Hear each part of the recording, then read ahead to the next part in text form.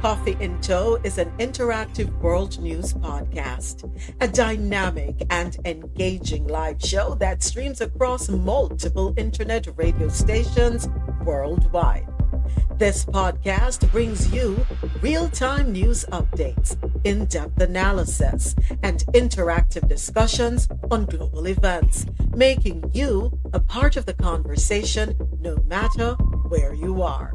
With a diverse range of expert guests and listener participation, it's your go to source for staying informed and connected to the world.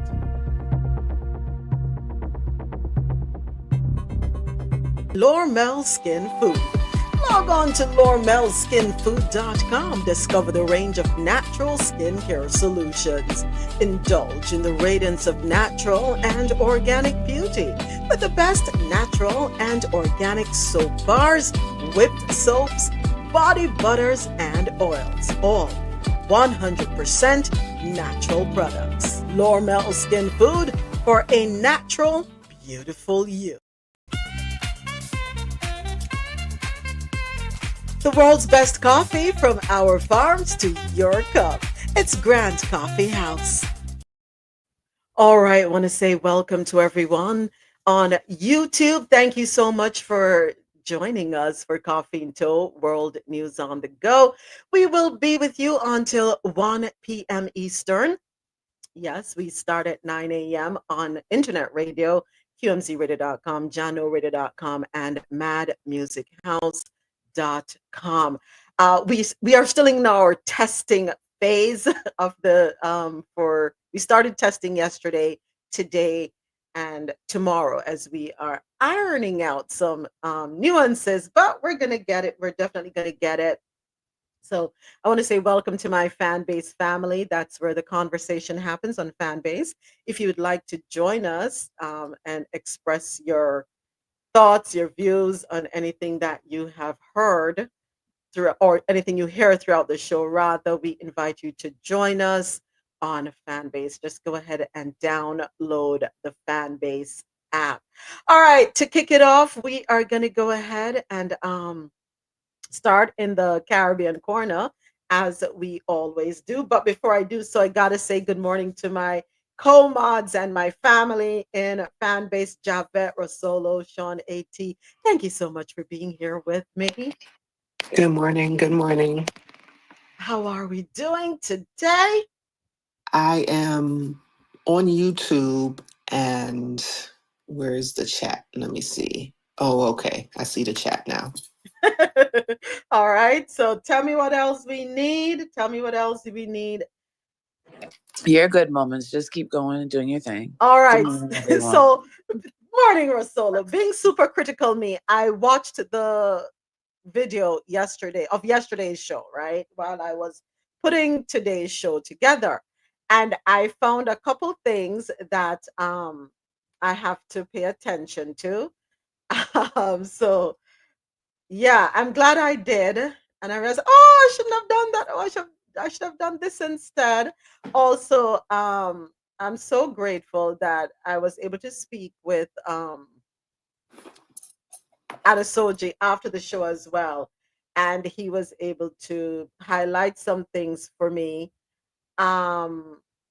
Also, okay, hold on 1 second. All right. See this, I need a studio engineer. I really do, because doing that, this is a lot, I must say.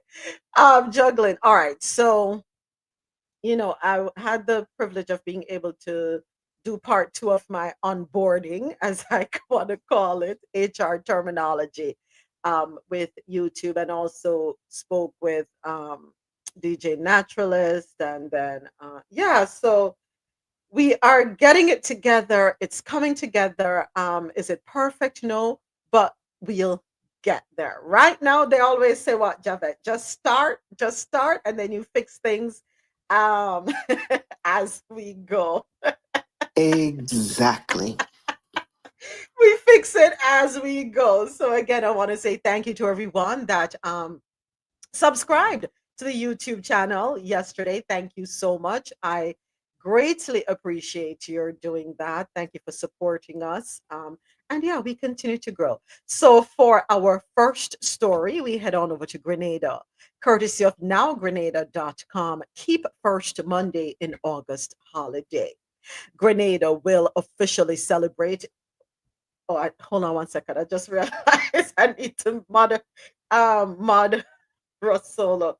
RoSolo, I thought I modded you. Hold on.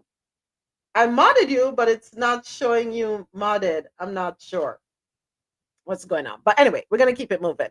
Grenada will officially celebrate Emancipation Day as a national holiday on August 1, 2025, raising questions about the status of the first Monday in August, also known as August Monday, traditionally been designated for both Emancipation Day and the Rainbow City Festival. Arlie Salimbi Gill, chairman of the Grenada National Reparations Committee, GNRC, has called on the government to retain the first Monday in August as a national holiday, emphasizing the cultural and tourism significance of the Rainbow City Festival and Carriacou Regatta. All right, so that's it for that one out of Grenada. We do have another story. Grenada, you're still on the map. ETA goes into effect. Well, it went into effect yesterday, January the 8th, for non visa travelers to the United Kingdom. According to nowgrenada.com, the United Kingdom's electronic travel authorization ETA requirement for short term travelers from Grenada went into effect on Wednesday, the 8th of January. So, what does that mean? Grenadian travelers now entering the UK will be required to complete an ETA application at least 72 hours prior to arrival at any UK border. Let me read that again. Grenadian travelers who are now entering the United Kingdom will be required to complete an ETA application, and that must be done at least 72 hours prior to arrival at any UK border. The ETA, which costs £10, is considered a major step forward in digitizing and streamlining the UK border. It is applicable to travelers who do not require a visa to travel to the UK and who intend to spend 6 months or less in the country. During the ETA process, travelers will answer a set of questions and provide some basic personal information. All right, so let me read that part again. During the ETA process, travelers will answer a set of questions and provide some basic personal information. This can be done easily by downloading the UK ETA app, and that app, sorry, can be found in Google Play, Apple Store, or you can go to gov.uk. Again, you can download the UK ETA app. It is found in Google Play, the Apple App Store, or you can visit gov.uk. Applicants usually get a decision within 3 working days, but may get a quicker decision if they use the UK ETA app. So I would say instead of 72 hours prior, give yourself at least a week. All right, at least a week ahead to submit that application so you have no hitches because you know how technology is. Sometimes there can be hiccups, no fault of their own. All right, next up, we're going to head on over to St. Kitts and Nevis for our next story. Bear with me one moment while I put it up. All right, here we go. Next up, according to Caribbean.loopnews.com, Prime Minister Dr. Terence Drew has announced that the Joseph N. France JNF General Hospital has reached a historic milestone, now offering the highest number of medical specialists in its history. This marks a significant step forward in the government's efforts to improve healthcare access and quality for the people of St. Kitts and Nevis. In a Facebook post, the Prime Minister emphasized the importance of this achievement, stating, "Health is on its way despite the challenges, as progress continues to ensure better health care for all of our people." The newly expanded team of specialists includes endocrinologist, I should say an endocrinologist who is specializing in hormonal and blood sugar management, a neurologist who is a medical expert focused on brain and nerve disorders, a urologist addressing issues related to the prostate and urinary system, nephrologist, expert care for kidney related conditions, a radiologist, a professional handling diagnostic imaging, including x rays, ultrasound, CT scans, and MRI, as well as four internal medicine specialists, including an internist with specialized postgraduate training in critical care medicine. The addition of these specialists reflects the government's ongoing commitment to strengthening the nation's healthcare infrastructure. Drew further emphasized that citizens can now discuss appointments with their private doctors or visit the nearest health center to access these services. So, a round of applause. Round of applause. Yes. So, added to the team once again, there's a neurologist, endocrinologist, urologist, nephrologist, radiologist, and four internal medicine specialists. Okay. So, good job, St. Kitts and Nevis. And folks, please take advantage. You no longer have to travel overseas or probably go to another country. You can take advantage of the health system right there in St. Kitts and Nevis. Time for us to hop on over to Jamaica for our next story, courtesy of Nationwide Radio JM. Senior lecturer in the Department of Economics at the Mona campus of the UWI, Dr. Christine Clark, thinks multiple industries are set to rebound following declines in the third quarter last year. Speaking Tuesday on Nationwide at 5, Dr. Clark says agriculture is among the areas in which she expects to see improvement. Let's take a listen. We will see some rebound in from agriculture. That is really an area in which we continue to see these cycles of not really leveraging the knowledge that we have, the technology that is available. We're still farming open land, open air, and despite knowing, I think the Ministry of Agriculture through RADA will be trying to plug some of those gaps, infusing technology or basically sheltered agriculture to ensure that as the weather goes through its peaks and troughs, we're not negatively impacted there. Dr. Clark also expects to see progress in the tourism industry. Tourism, I'm sure, I think there was a fall off also in terms of the aviation. The number of seats that were coming in, I think, was one of the factors highlighted by Minister Bartlett.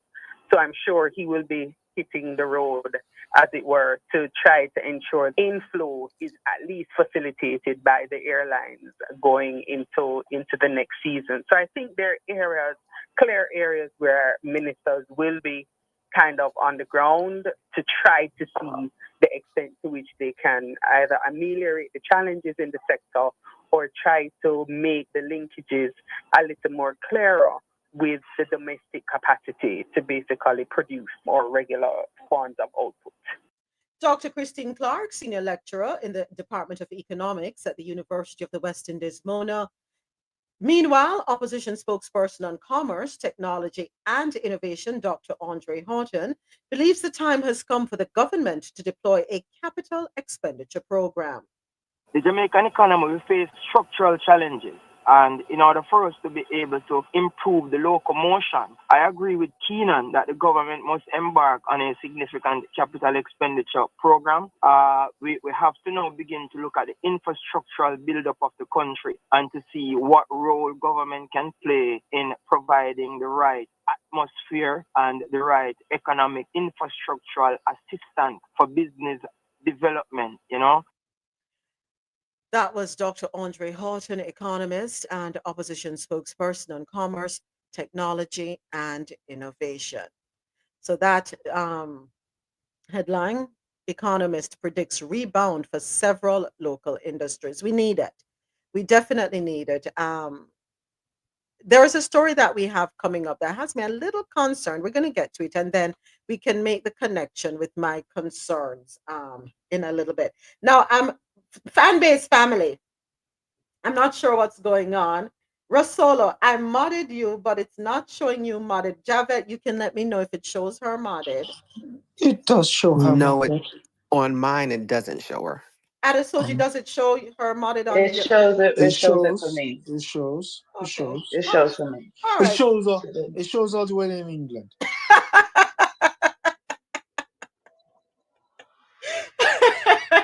thank, thank you, Adesoji. Thank you, RoSolo. So, I guess we're having some little glitches on a fan base in terms of the display. However, as long as we're able to hear on fan base, we're good. All right. Next up, out of Jamaica, the mayor welcomes repairs to Main Street in Ocho Rios. Courtesy of Nationwide Radio JM. Adesoji, why you have me distracted this morning? It's kind of too early for that. Not, wouldn't you think? Or no? All right, Mayor of St. Anne's Bay, Michael Belnavis, has welcomed repairs done to Main Street in Ocho Rios. He was speaking with Nationwide News on Tuesday. This particular road, because of the rains that we had from burial, it was relatively in bad condition. There were potholes all over. So the fact that the member of parliament was able to proactively come through and repair those roads in a timely manner sends a good narrative and sends a good picture of what is to happen in Northeastern and certainly Ocho Rios as we move forward. The St. Anne's Bay Mayor says Main Street is the first of several roads in the parish which will be given special attention. Once you pass the roads, there's better throughput of traffic, so it will allow for less traffic tie up in the town. We're actually extending it also into areas such as Great Pond and Boxfields, which are also pitted at certain points. So those are some of the things that we're looking to do right now. Get into the major thoroughfare first, thereafter move into the communities and repair the roads. But those are happening also. So it's a major comprehensive rehabilitation right throughout the Ocho, and of course the wider Northeast and St. Anne's Bay, town and so on, exchange. But certainly Ocho is the focus right now. Yes, the roads do need to be fixed leading into I'm saying Montego Bay, leading into Ocho Rios as well as out of Ocho Rios. The roads that concern me the most are the ones leaving Ocho Rios heading into St. Mary. And especially along the hotel strip, heading east. Please, we can't be dilly-dallying and a swerve. Yeah, we definitely need to have that addressed. And I hope it's coming out of the kitty of the Ministry of Tourism, and you'll understand why I'm saying that in a minute. All right. Next up, and this is a story that is going to support by hoping that the funds are coming out of the kitty of the Ministry of Tourism. All right. According to CaribbeanNationalWeekly.com, the Ministry of Tourism is reporting that Jamaica earned US $4.3 billion. You heard me correctly. US $4.3 billion from the industry in 2024, with some 4.3 million visitors.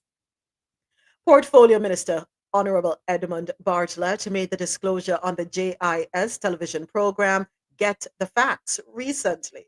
Mr. Bartlett said the sector finished the year strong, despite the slight shortfall in arrival figures due to aviation disruptions, Hurricane Beryl, and geopolitical issues such as travel advisories. We had 68,000 less seats into Jamaica, which meant there was a natural reduction in the projected figures in terms of arrivals. Tourism, as you know, is resilient.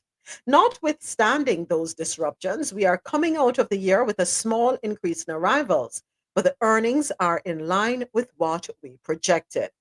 The minister further disclosed that Jamaica is on track to realize a 5 times 5 times 5 growth strategy of 5 million visitors and earnings of US $5 billion by 2025. So let us remember that equation 5 by 5 by 5. We're expecting 5 million visitors, 5 billion US dollars by 2025. All right. So Mr. Bartlett noted that 1.6 million airline seats have been secured so far for the winter season, which he said is the largest amount ever. Well, we just said, Mr. Bartlett, how much is that in?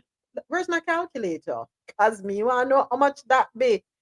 Um, and I'm trying not to be facetious as I still have some concerns about the $3 trillion. But how much me just said? Them get 4 point how much billion? 4.3 billion. Let me 4.3. see if my calculator can hold that number there. So you have 4.3 billion. Now how much? 90, no sir? Yeah, billion is Yeah, 90. 4 is all right. So let me multiply that by the average rate of about $158 to one.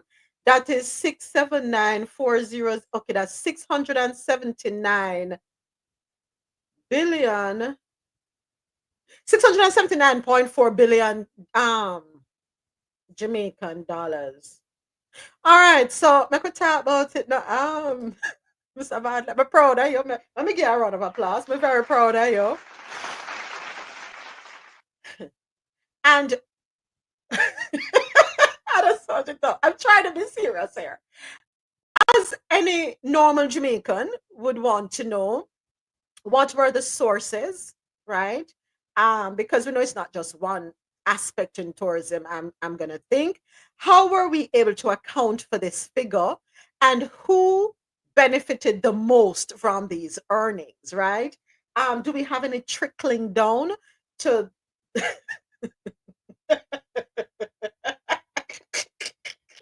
It trickled down, Dory. I just want to know, because this sounds good when we talk about it.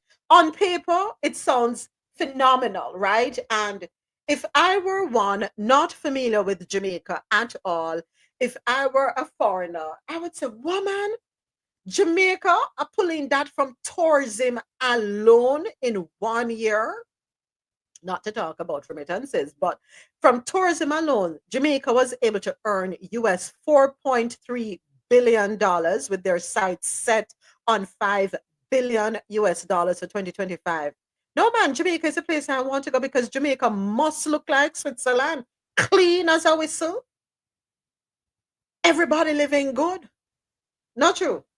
Isn't that what one would expect? Hold on, the Sean said he's showing modded. And Sean, run with it. No worries. It is what it is. It is what it is, Sean. I'm not going to worry myself. Go ahead, roll. Hey, I just was trying to help. That's it. No problem with that, Sean. Not a problem. Listen, we not worry ourselves about nothing. Why are we going to worry about anything? When worry changes, not. Nothing shall change from worry. All right. All right. Yeah, I'm proud of you, Jamaica. And I'm hoping that a part of that $4.3 billion US in earnings from tourism is what the mayor is using, the mayor of Ocherios, or I should say, the mayor in St. Anne is using to fix the roads in that tourist town. Ocherios is heavily reliant and dependent on tourism. A lot of tourists descend on Ocherios because, of course, we have the ports are there where the cruise ships dock. The hotels are there. There are so many.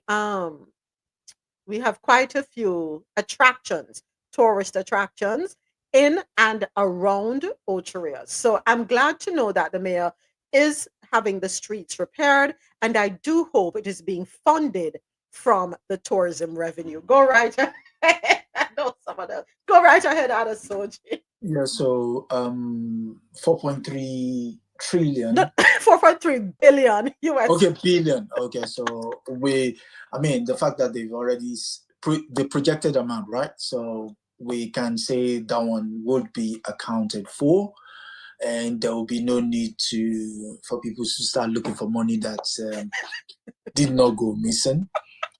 And it shows Jamaica is economically fertile, Yeah. and doesn't have to rely on immaculate conceptions.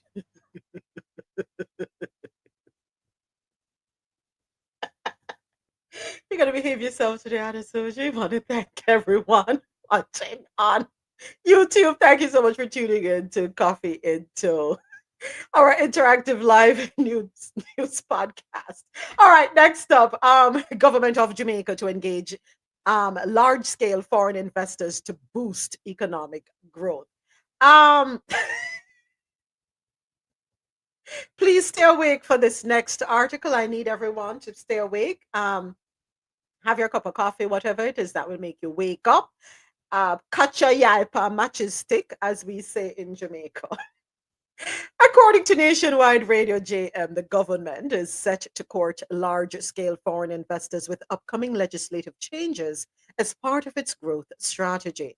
That's according to Finance Minister Favour Williams. The revelation comes as concerns mount over the declaration being faced by the Jamaican economy.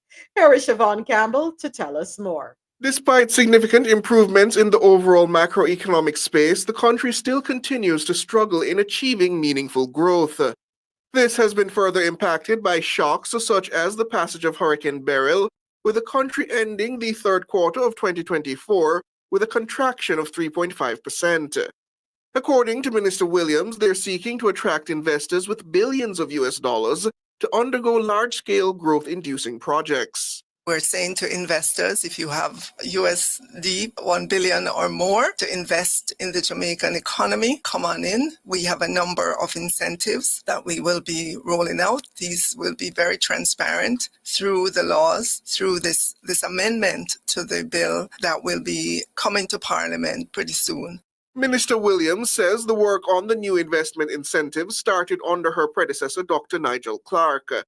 She says with the legislative adjustments nearing completion, it's on track to be a game changer. I know during the tenure of the last Minister of Finance and the Public Service, he would have spoken about that. The legislative process just took a little bit longer than we wanted, but we're at that point now where I think we will soon be in Parliament with that bill, and we're looking for great things from that. However, she also sought to assure micro, small, and medium-sized businesses they will not be left out.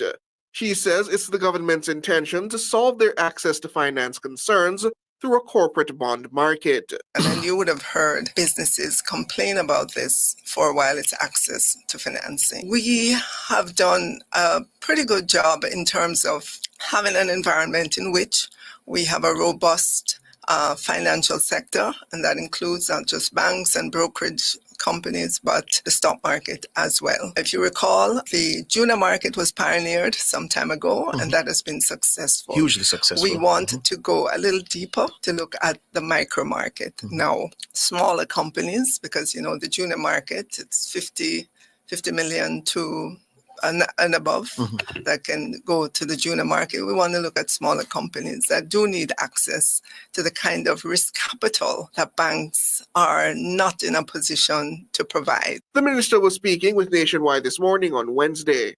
Siobhan Campbell for Nationwide News. So somebody gave Favor some coffee or something because she sounds bright, right, Javed? She doesn't sound like her normal self. So Love the raspy voice. Yes, forgive me, Yes. Favor. I'm so sorry, Favor Williams, Minister of Finance, because I know when she was in the education sector, we were falling asleep listening to her. So I guess she has found her home. Is it safe to say?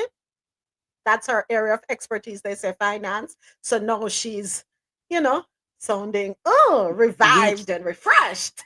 We will see. Well, you said the numbers will tell. But I have a concern when we talk. Let's go back to this article. The Jamaican economy shrank by 3.5% in the third quarter of 2024, Why did we have a fall? And the reason I'm asking that question, it's because of the story we just aired. Jamaica earns US $4.3 billion from tourism. What I did not do was I didn't get the numbers for remittances for 2024 because a lot of money gets sent to Jamaica via the various remittance outlets, right? People across the diaspora send a lot of money home, and that money in turn gets spent. So the government is able to earn revenue, even if people are not paying taxes the traditional way, meaning PAYE from a legitimate, so to speak, source of income, which is deducted automatically before you even get your paycheck or your direct deposit, whatever it is. Something is off because on one hand, we are shouting praises and we are jubilant with regard to the tourism sector, but on the other hand, we're seeing a contraction in our economy. So, unless I missed it, what were the reasons for the contraction? Hmm? What caused the reduction or the shrinkage, if you want to say it? A 3.5%. I think that's consequential, in my opinion, in my humble opinion.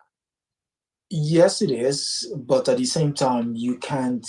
Jamaica does not operate in isolation. So the world is currently experiencing some level of inflation.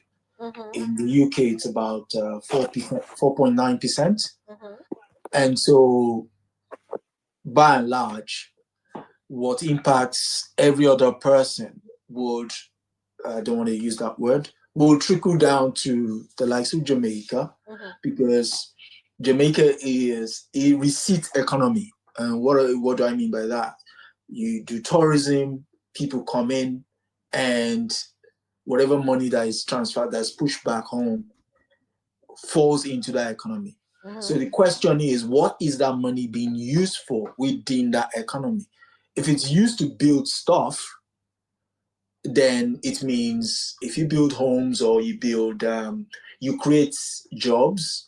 Now, where the government can get money from said activity is value-added tax Mm-hmm. on the building materials and what have you. Mm-hmm. But if that is not happening and all they're doing is consumption, that would probably speak for, Mm-hmm. where that shortfall might come from. Makes sense.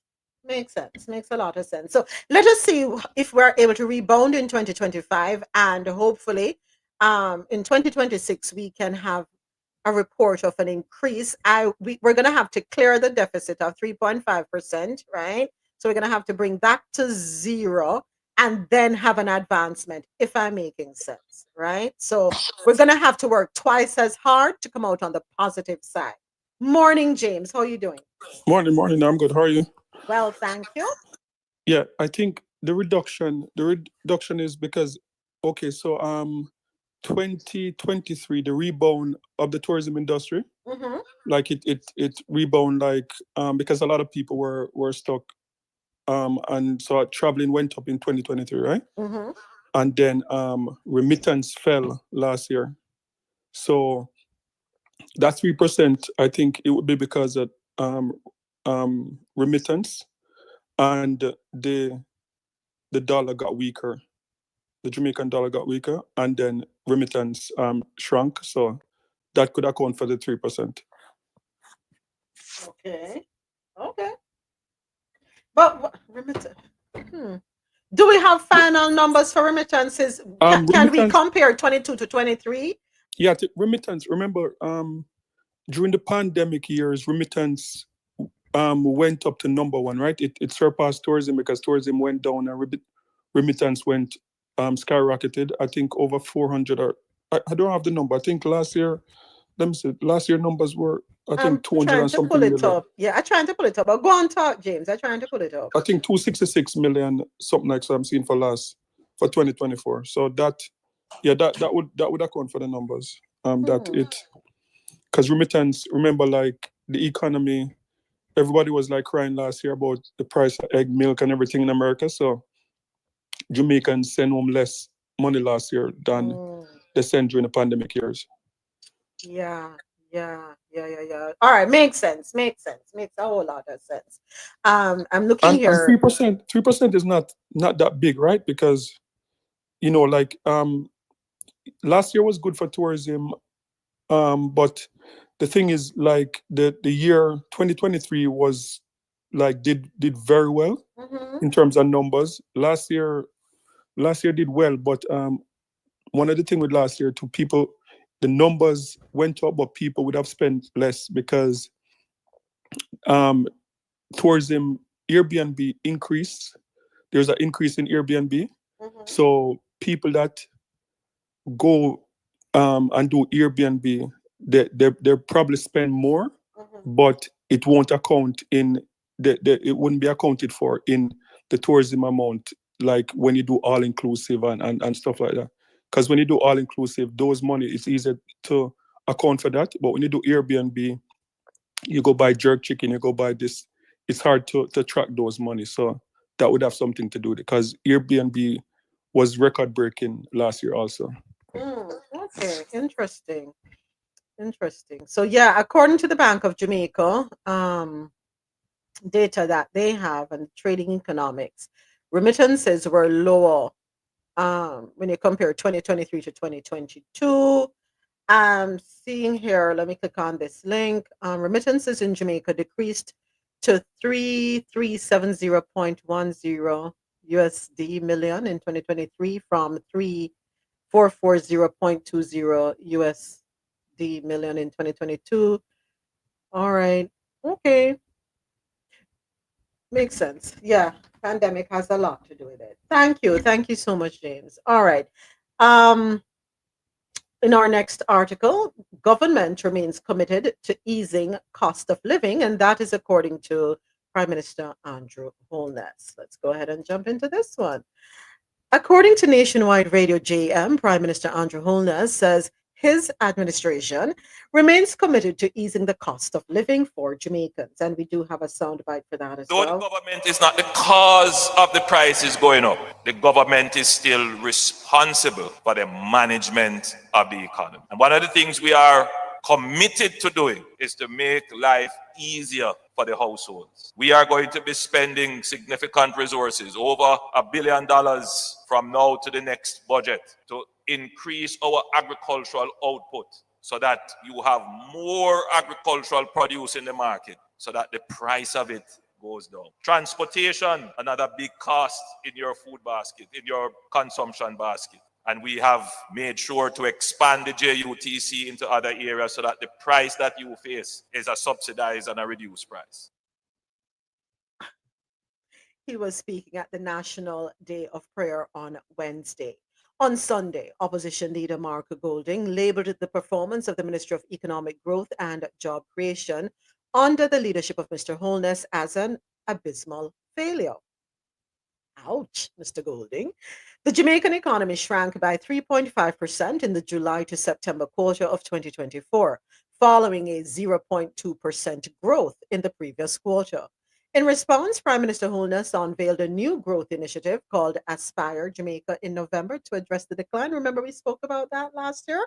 If you're not sure about, or if you want to be reminded about what Aspire Jamaica is, you can head on over to Coffee and Toe YouTube channel. If you're already here on Coffee and Toe YouTube channel, I invite you to just go to our videos and you will find the one. It's a two-part series about Aspire Jamaica. All right, so in response, Prime Minister Holness unveiled a new growth initiative called Aspire Jamaica in November to address the decline. However, Mr. Golding posited that his future administration will inherit a severely underperforming economy. But Prime Minister Holness says his administration remains resolute to the prudent management of the local economy. He says this focus will be placed on bringing more young people into the country's labor force.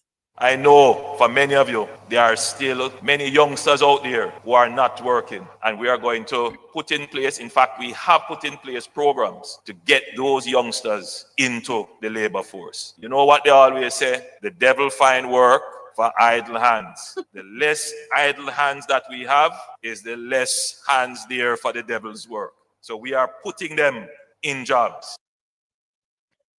That was Prime Minister Andrew Holness. Meanwhile, opposition leader Mark Golding has urged Jamaicans to unite in making the country a better place to reside. Let us continue in a spirit of hope and in a spirit of unity to bring our country together, to make Jamaica a better place for all of us to live in, for our children and our grandchildren and generations to come. We are a great people. We have many challenges, but there are no challenges that we cannot overcome if we embrace the righteousness and the word of God and put God in the center of everything that we do. That was Mark Golding, opposition leader. He was also speaking on Wednesday at the 5th staging of the National Day of Prayer held at the National Arena. I have a quick question. When we talk about National Day of Prayer, shouldn't we be focusing on all things positive? But what I'm getting from both the leader and the opposition leader is little jabs being put at each other. And then how are you going to bring that into the presence of God? Eh? Shouldn't there be peace, unity? We don't know. We don't know. But then again, you know. All right. So Mr. Holness spoke about bringing more young people into the country's labor force.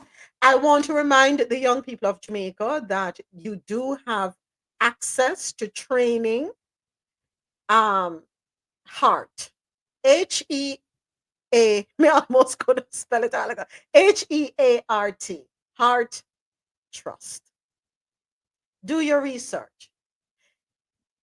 You have a phone. I want to say 95% of you young people have smartphones with internet, with access to the internet. If you don't have a data plan, go somewhere where there is Wi-Fi where you can connect and do what you need to do. Sign up with the Heart program, register to get some training and certification. Make yourself useful. I'm not saying you're going to get fair pay. I'm not going to say that because if we know, we know. Let's be honest, right? But at least hone your skills so that you can embark on entrepreneurism if you need to become an entrepreneur. Make a name for yourself. And the work that you do will ultimately pay off in the long run. You will be the first name that somebody calls when a referral is being done. When somebody walk into somebody's house and say, man, me like how the lighting stays, who do it for you? Your name will be the one that come up because you took pride in what it is that you're doing. All right? I hope I'm making sense. Go ahead, Adesoji. I don't know if that makes sense, but now try.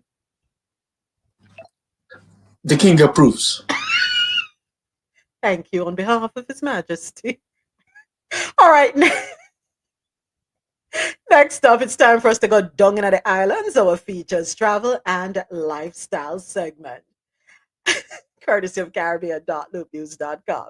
Caribbean Journal, a leading publication focused on Caribbean travel and tourism, has released its annual list of the best Caribbean destinations to visit in 2025. Pull up a chair and see if your island is on the list. The comprehensive guide published on January 6 by Alexander Bertel reflects the evolving landscape of the Caribbean tourism and changing traveler preferences.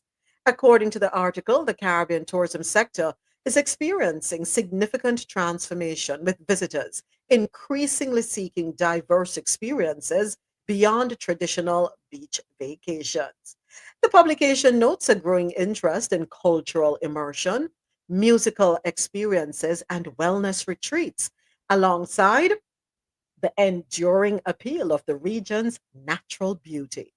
The guide emphasizes improvements in the hospitality sector, highlighting both the expansion of all-inclusive resorts and the emergence of distinctive boutique properties.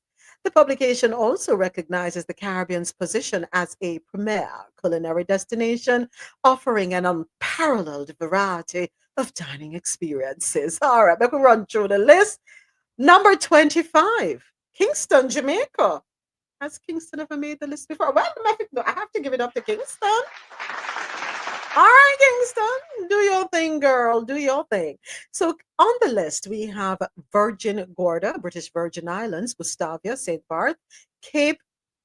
I've never heard of this one, Eleuthera in the Bahamas. Wow, that's a new. I learned about a new one. Saint Pierre, Martinique, 7 Mile Bridge, Beach rather, Grand Cayman.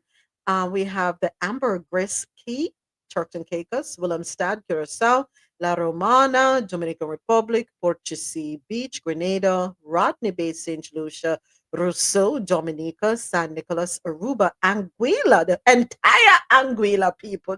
Don't be nice to Anguilla. Put some respect on Anguilla's name.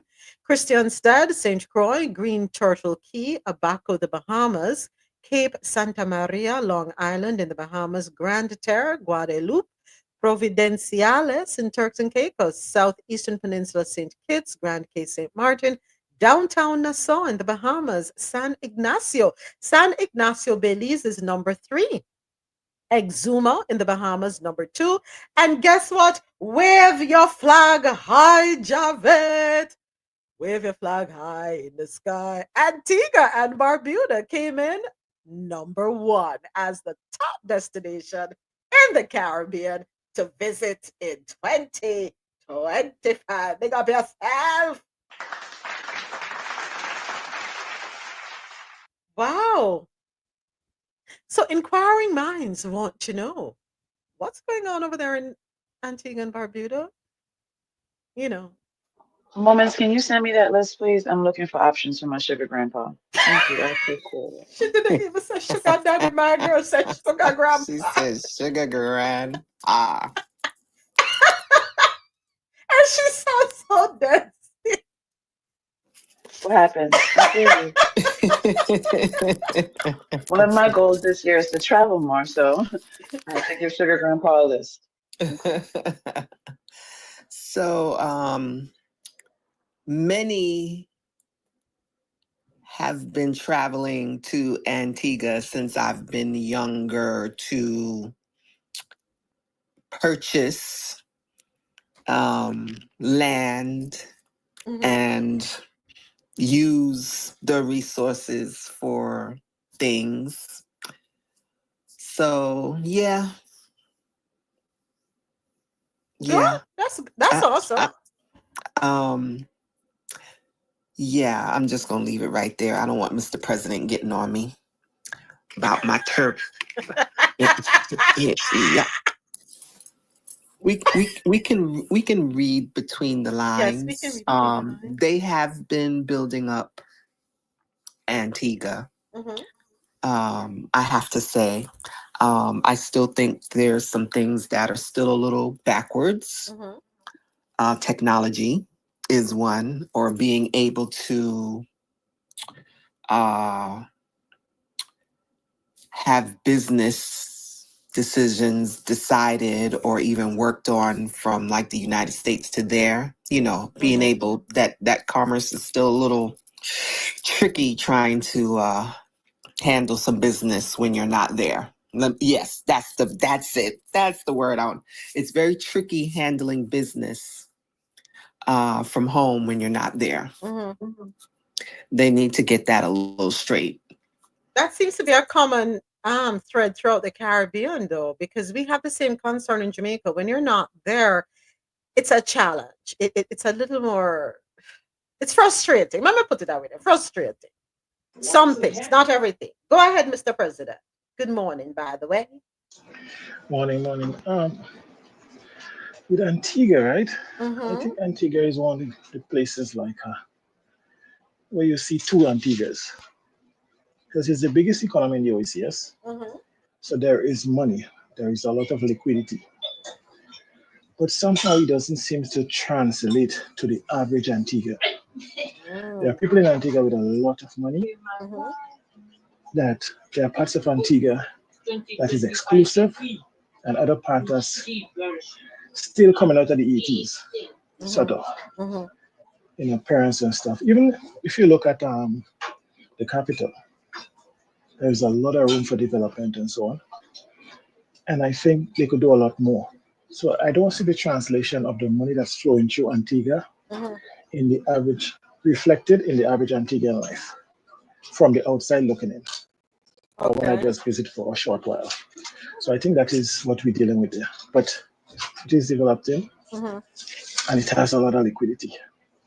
A lot of liquidity. You said something. And Go ahead, Javed. Sorry. Go right ahead. And who's developing it, Mr. President? Well, foreign direct investment, that's the playbook. That's the playbook.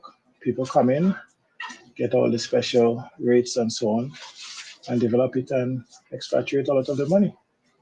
Remember, that's where Sanford was there, and he had literally been taking care of half the island. So, yeah.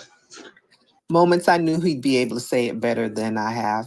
Foreign investors. I got to write that down to remember. Lord have mercy. But if you notice, though, it's the same thing across the Caribbean. It's the same thing in Jamaica. Foreign investors. Foreign investment. So, hold on. If I want to go back to the story we had earlier, the government to engage in large-scale foreign investors to boost economic growth. Let me run back to this real quick so that because something is off here. Is it that that's the only way we can move forward? Foreign investors? Huh? I don't know. Hold on one second. Let me just find back that article because it's so. Where is it? Jamaica. All right. Government to engage in large-scale foreign investors because we list. I guess I was so enthralled with Faval sounding chirpy. Let me listen to this again. Hold on. Despite significant improvements in the overall macroeconomic space, the country still continues to struggle in achieving meaningful growth. This has been further impacted by shocks such as the passage of Hurricane Beryl, with the country ending the third quarter of 2024 with a contraction of 3.5%. According to Minister Williams, they're seeking to attract investors with billions of US dollars to undergo large-scale growth-inducing projects. We're saying to investors, if you have USD 1 billion or more to invest in the Jamaican economy, come on in. We have a number. Okay. So she's invited. So come, arms wide open. As long as you have so much money, come. But what is the trade-off? Hold on. Incentives that we will be rolling out. What are these incentives that you're going to be rolling out to these foreign investors who are going to come with $1 billion? If we are going to replicate what we see in the tourism industry, I have questions.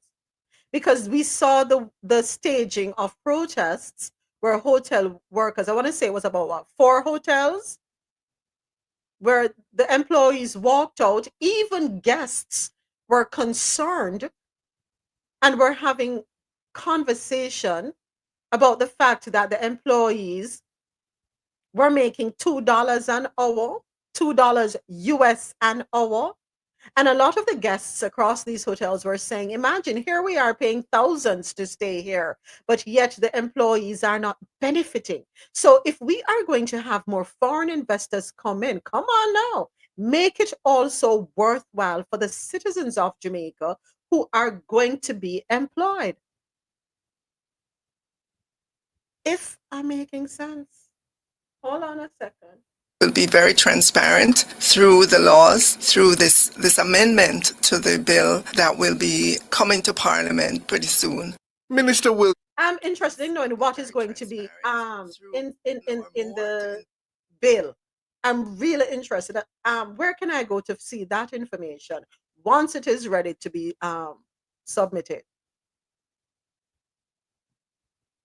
And I do hope, Favor, that whatever is in it, I hope the contents are reasonable and satisfactory so that our people can benefit as well. I can't control what a foreign investor does with their revenue, right? In the sense that, well, I don't know if I can. It's probably done You in can't. other countries where I can You say can't. you can only export so much of the revenue. This percentage of it has to remain in the country, has to be reinvested in the country. Go ahead, Adesoji. I'm No, hoping. I was retorting to the fact that you can. You stipulate that when they do come in, they can't take 100% of proceeds out of the country. It has to be over a period of time. Mhm. Whatever it is they make has to be reinvested in the country, either manpower in terms of training, also and also put Jamaicans when they're working for them. The idea of the way she said it, I mean, okay, fine. It was the spirit of the time. If you got $1 billion and come in means what? You're not just gonna come in and give them tax holidays for like 10 years, and then once that 10 years is off, they transfer said business to somebody else.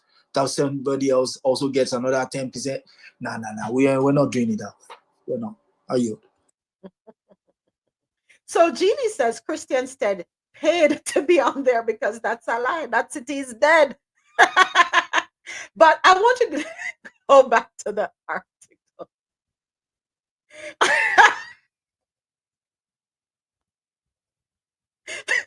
Caribbean. The Caribbean Journal lists top 25 Caribbean destinations to visit in 2025. I want to hone in on Anguilla because if you notice, all the other islands that were mentioned,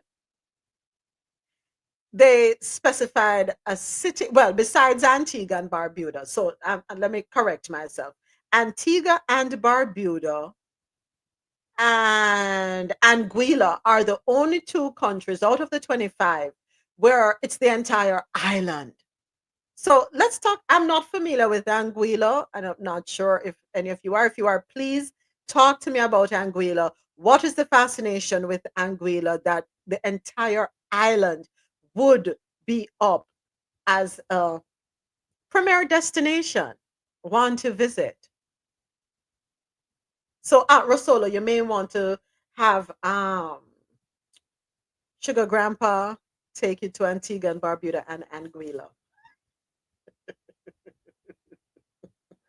Thank you. I appreciate the suggestion. I will go ahead and give them the list. Thanks. Good looking out. It's for us. And I know Mr. Marlon is going to come in for his 10%. So I'm just getting, I got to help. Got to help. Anybody else looking for a Sugar Grandpa? Let me see what I can find for you. Can always grab a granny. Listen, I'm please looking do. for a sugar daddy, not a sugar grandpa. No, we need a grandpa. We need them on the oxygen tank. We need them on the oxygen tank.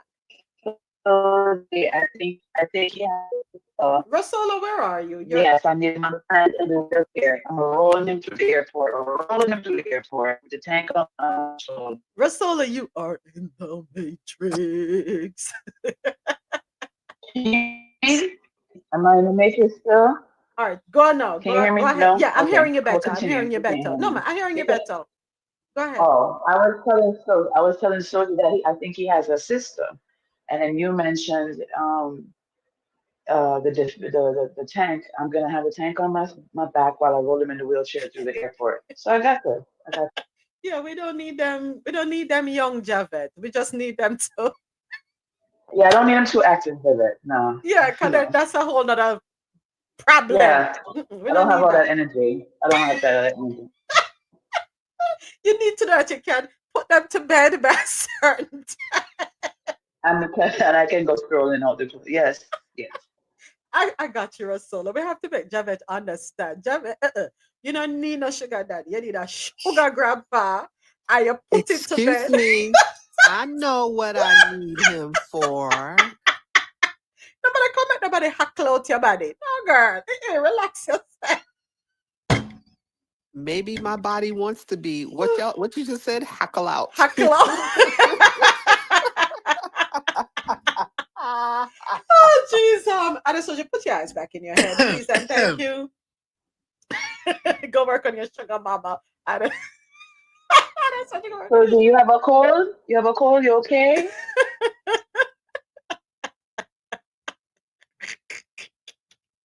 So well done to all the islands that made the top 25 list. And I'm proud to say Jamaica, yes. Good job, Jamaica.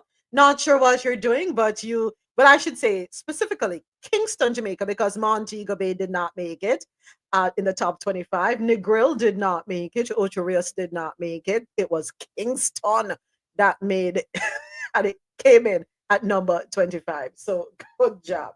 All right, moving right along to our other story in our Dungnada Islands, which is our features, travel, and lifestyle segment.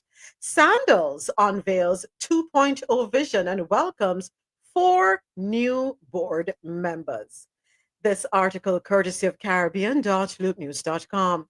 Sandals Resorts International has unveiled a bold new chapter in its journey with the launch of Sandals 2.0, a vision aimed at redefining luxury travel in the Caribbean. As part of this initiative, the regional hospitality giant has appointed 4 new board members, each offering extensive experience and strategic expertise to drive the company's innovative direction.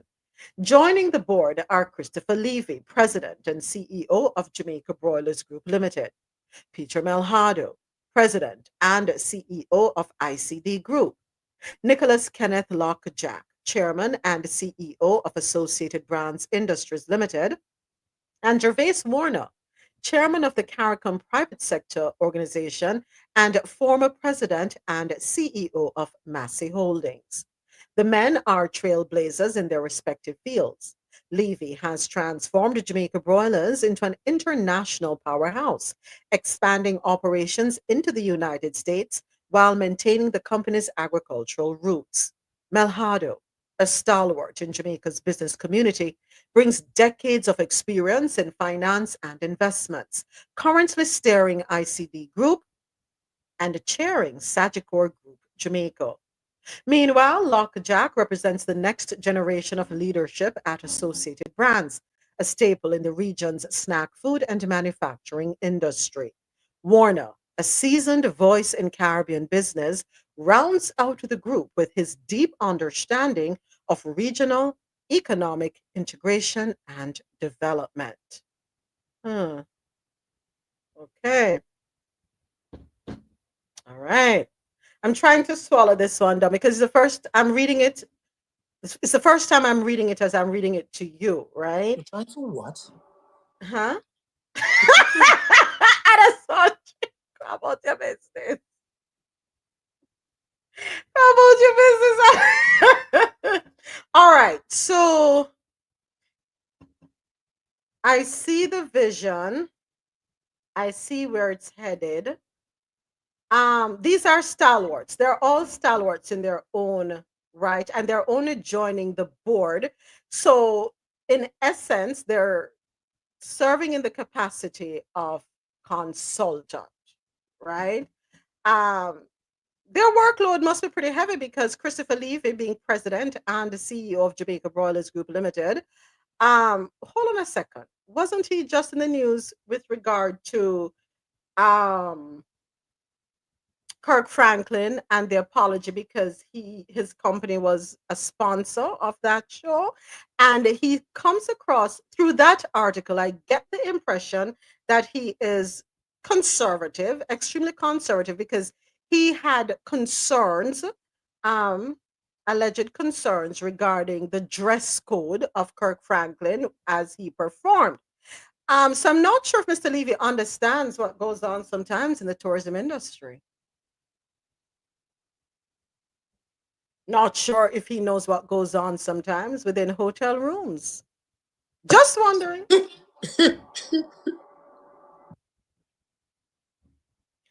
You see, this is where, ah, boy. I don't know if hypocrisy is the right word to use in this instance, because you are, well, I don't know if you have had prior experience, Mr. Levy, in the tourism industry, and if you have had said experience, if you are familiar any at all with what goes on within the tourism sector. Are you truly comfortable being a part of the Sandals brand? Are you going to be changing certain rules and regulations? Just wondering, probably telling people how to dress as they move around the hotel grounds, probably to the extent of telling people what can and cannot happen in hotel rooms. I don't know. I know I'm going off here on a tangent, but I just find it rather interesting. Um, He'll be okay.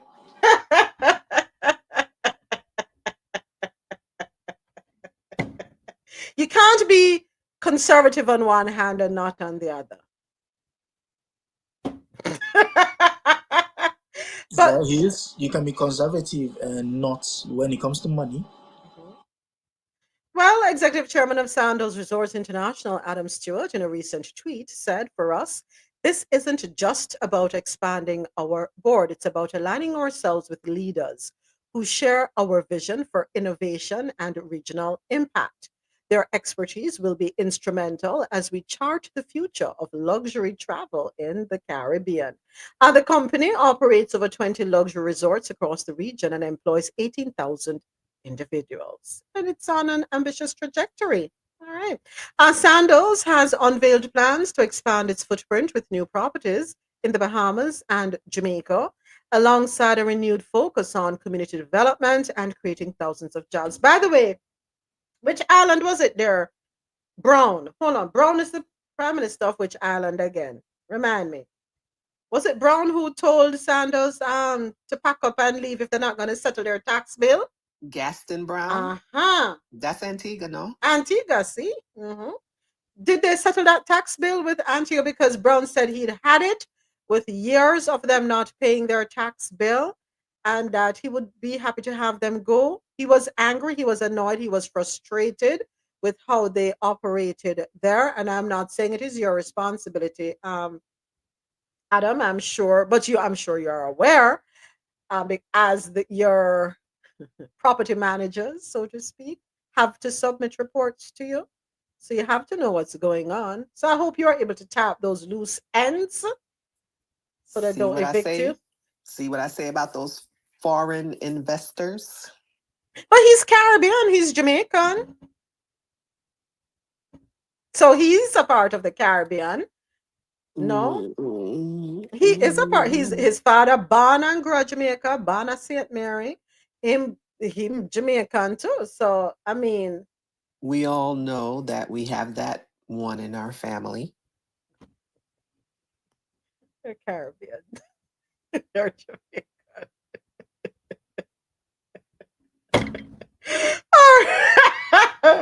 All right, Sandals. Do better. Do better. Yeah. As you are charting, or I'm sorry, no, that's not the right way. As you are making strides, right? As you are progressing and you're growing and you're creating opportunities for others across the Caribbean, we just ask that you see to it that your books are in order, your business is handled in accordance with the laws and the regulations of all the countries that you're set up in. What we don't want is to have anybody point them finger at any Caribbean person, especially a Jamaican who is doing the business across the region. All right, so let's go ahead, James. Go ahead before we move on. I'm surprised they're expanding though. I thought they would have paused. Why? Why?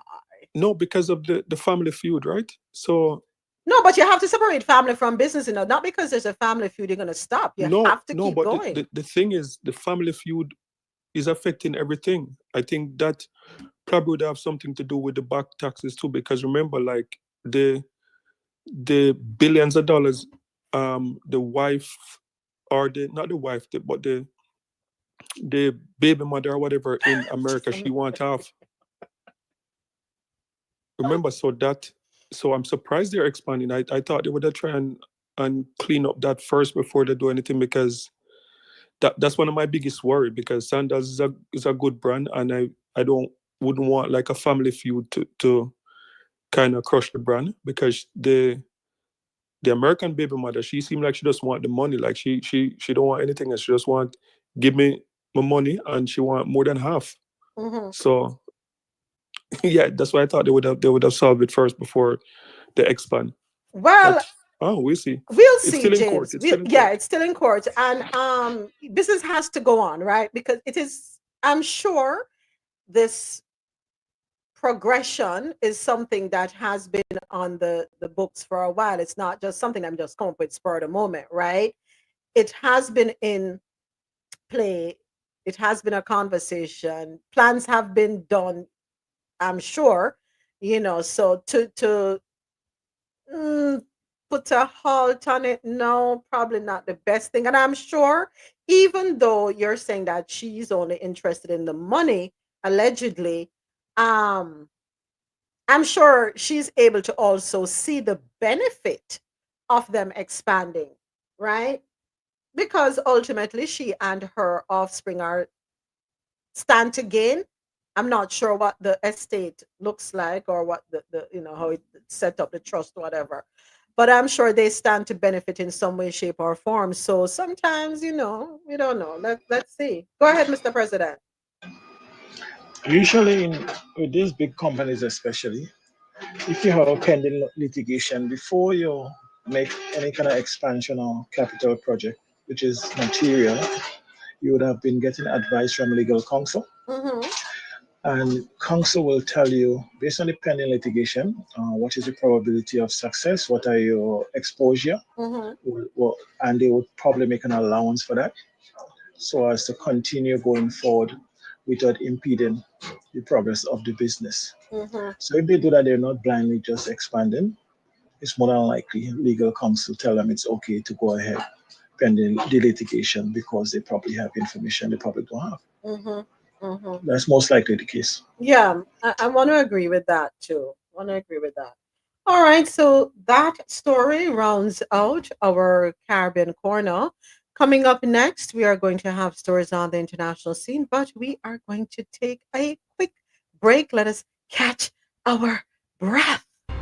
Coffee in Tow is an interactive world news podcast, a dynamic and engaging live show that streams across multiple internet radio stations worldwide.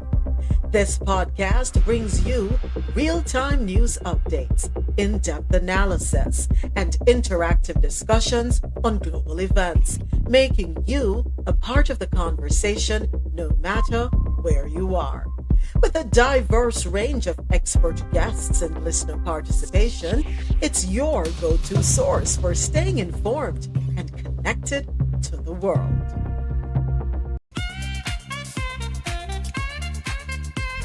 The world's best coffee, from our farms to your cup. It's Grand Coffee House. Still have the YouTube up, and I see your commercial playing. Lormel Skin Food. Log on to lormelskinfood.com. Discover the range of natural skincare solutions. Indulge in the radiance of natural and organic beauty with the best natural and organic soap bars, whipped soaps, body butters, and oils. All 100% natural products. Lormel Skin Food, for a natural, beautiful you. All right, YouTube, we are back with you. Thank you so much for tuning in to Coffee and Toe, World News on the Go. And Coffee and Toe streams live 9 a.m. to 1 p.m. Eastern on QMZRadio.com, JanoRadio.com, and Mad Music House. The YouTube live stream starts at 9:30 a.m. Of course, I have to say thank you to my studio audience, courtesy of Fanbase. All right, so yes, Javed, back to you. I'm so sorry. I'm going to redo the video that, or the videos rather, because it's three different clips that play during the break, right? So there is the info about Coffee and Toe, there is Grand Coffee House and Lormel Skin Food. So what happened is I was busy trying to watch to see when to click the next one, and I know between Grand Coffee House and Lormel Skin Food a while ago, you came on, and I know I wasn't clicking fast enough, so a piece of you went out, but that's all right. We're learning. I'm going to be redoing the video, so it will give us what 45 and 10 is what at 55. 55 and we're going to have roughly 90 seconds where we can talk on the back end, because once it's playing you won't hear, as you mentioned, right, Jack? You say you don't hear us. Yeah, I didn't hear. Yes, I didn't hear you. Beautiful. Thank you. Thank you. Thank you. Thank you. And hopefully tomorrow we'll be able to stream online again. I'm not sure what happened. And it seems as though yesterday there was some issues with streaming online as well on internet radio. So we'll fix that today, and hopefully tomorrow we are green light on all platforms. All right. So now it is time for stories on the. Go ahead, Sean. Go right ahead. Oh no, I opened my mic by accident. Oh, you're fine. You're fine. You're fine. All right. Time for stories on the international scene. First up, Germany and France warn Trump over threat to take over Greenland.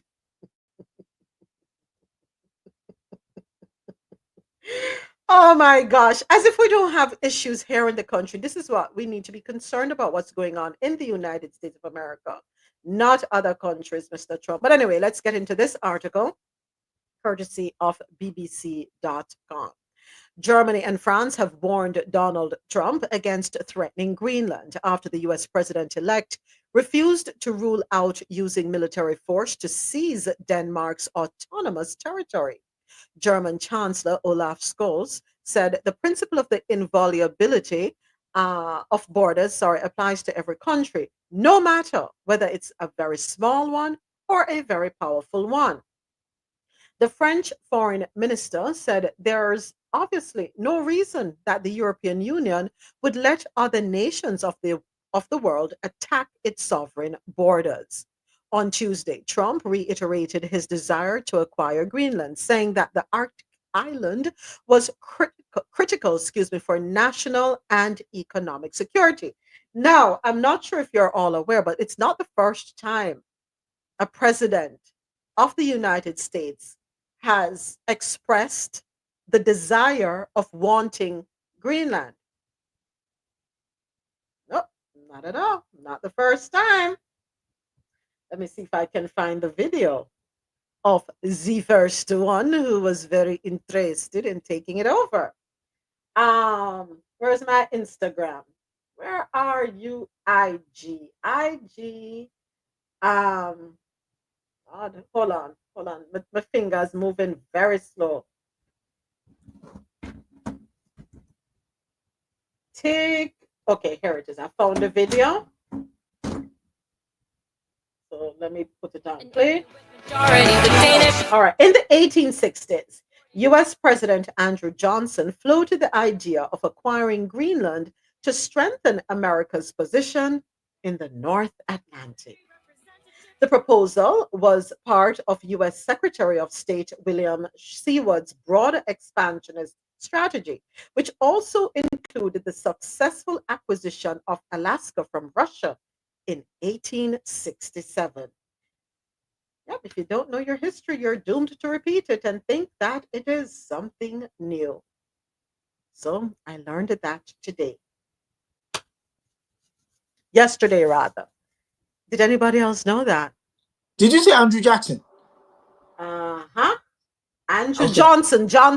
Oh, Johnson. In the 1860s. Yep, Okay, US president. I thought you said Jackson. No, my apologies if I said Jackson. My apologies. No. Yeah, no offense taken. So who was Andrew Johnson? Go ahead, Adesoji. Go ahead. No, go for it. Let me pull it back up because I closed it out on accident. Wasn't Andrew Johnson the one? Okay, hold on. Here it is. So, but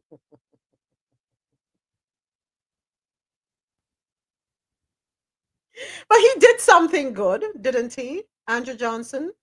Um, he freed all his personal slaves back in 1863, right? However, they all remained with him afterwards as paid servants. When he became president in 1865, people became 1865 he became president. But anyway, let's do it. I don't know why I can't find it out, because there is something that I read about him on Google and I can't find it now. I can't find it. Adesoji, you go ahead of me. Let me keep digging for this Okay, thing. so first things first, we're not giving any former enslaver any flowers simply because nah, that's not how it works. I'm sorry, that's not how it works. Come on, we're trying to be Nah, nice. nah. Okay. Well, one can be nice to what's the other buffoon who slept with a 13-year-old and all of a sudden now they want to turn it into a Hollywood story. Nah, we're not doing that. So the fact that they want Greenland is because they think potentially there is oil there. While there is nothing wrong with aspiring, the fact that somebody holds it would break all the treaties they've entered into. And I'm going back to now what was it? I think it was 1048. Yeah, 1048. The treaty of, what's the name of that treaty? There's a treaty where basically it says once I've held a territory, no one can take it off me, which is why you find they didn't fight over colonies wherever they go. I've forgotten what's the name of that treaty. The name will come to me. So now the fact that Britain and Germany, two of the stalwarts in Europe, are saying to the United States president that, oh no, you don't. I can guarantee you it's not gonna happen. If that is some kind of wet dream he's having, he better, seriously. You see, there is one thing about allowing a bully to have its way, simply because you don't have its time. But there's another thing: the moment you stand up to a bully and he doesn't do anything, guess what happens? All that aura is gone. And so Donald Trump is pushing Europe to sort of look at the United States in the eye. And one thing I can guarantee you is, as much as you see all of that military might or whatever, at the end of the day, money is the thing that drives it. And the financial capital of the world is still London. Yeah, it's still London. Money can disappear. Do they know that though? You see, again, it's not a question they don't know. It's a question of who's gonna check me, boo. Okay.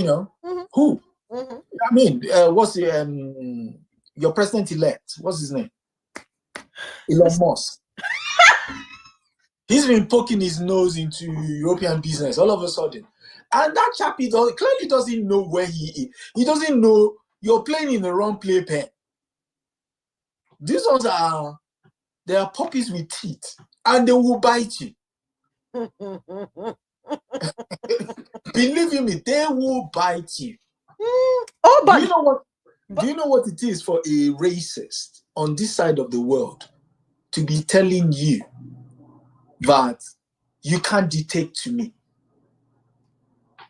I'm talking about what's his name? The president of the head of the Reform Party, telling Muskie and the Muskites on X that you cannot dictate to me. That there's something money can't buy, especially when it comes to old money. I yield.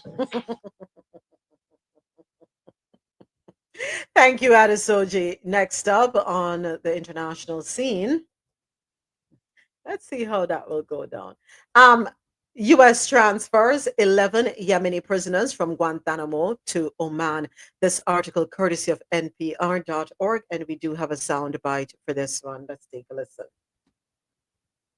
There is big news today out of Guantanamo. The Biden administration has transferred 11 detainees from the U.S. military prison in Guantanamo Bay, Cuba, and sent them to Oman, which has agreed to help them rebuild their lives. It is a major step toward President Biden's goal of trying to close the U.S. detention facility during his final weeks in office. And NPR's Sasha Pfeiffer is here with the details. Hi there. Hi, Juana. Sasha, start if you can by just telling us who was released. They are all men. They are all from Yemen. They were all captured in the aftermath of the 9/11 terror attacks. And the Defense Department says they're all former Al Qaeda. They were all held for more than 2 decades without ever being charged or ever put on trial. Eventually, there was a national security determination made that they were safe to transfer out of Guantanamo. All of them had been approved for transfer for at least 2 years, and one as long as since 2010, but they were still held. The problem partly was that they could not legally go back to Yemen because it's considered a failed state. So the Biden administration had to find other countries to take them, and that involves lengthy, complicated negotiations, a lot of politics. Finally, they got Oman to agree to take them. Oman will offer them jobs, housing, possible family reunification. In some cases, they will face security monitoring, travel restrictions. The end result is by transferring out these 11 detainees, Guantanamo now has only 15 men still held in prison there. Why did the Biden administration decide to do this now, this last-minute flurry of transfers? It really has been a flurry. In fact, recently, in past weeks, there were 4 other Guantanamo prisoners transferred out. There's at least one more transfer in the works. So it really is a scramble. Now, I do want to note that these Yemenis who went out today originally were supposed to be transferred in October 2023, but then when the Hamas attack happened in Israel, Congress worried about Mideast instability that halted this. So that transfer happened today. But this is Biden trying to accomplish his long ago pledge to close Gitmo. That is politically easier to do when you're a lame duck, as Biden is. He was also motivated by the return of Trump to office. It's assumed that all transfers will stop under Trump because he says he wants to keep Guantanamo open. It is also a recognition that Gitmo is a failed legal system. There's been no 9/11 trial more than 20 years after the attacks. Hundreds of people held without charge or trial over the years. Also very expensive, about $15 million a year per prisoner, much cheaper in the federal supermax. So Biden has decided this needs to end. And Sasha, I know this is developing, but what has been the reaction to this so far? Yeah, it's so new that we haven't heard a lot of input, but really, typically it breaks upon 2 lines. A lot of Republicans will say that's tantamount to freeing terrorists. Some Democrats, though, say this is a human rights atrocity. It's a moral stain on America. They should have been released long ago. The timing is tricky because of the fresh ongoing upheaval in the Mideast. But I want to note again, national security officials have made the determination that these prisoners are no longer a threat, so they let them go. Remind us, in the history of the Guantanamo Bay prison, how many prisoners were held there over the years? Prisoners began arriving in January 2002. It was a place to prosecute suspected foreign terrorists after 9/11.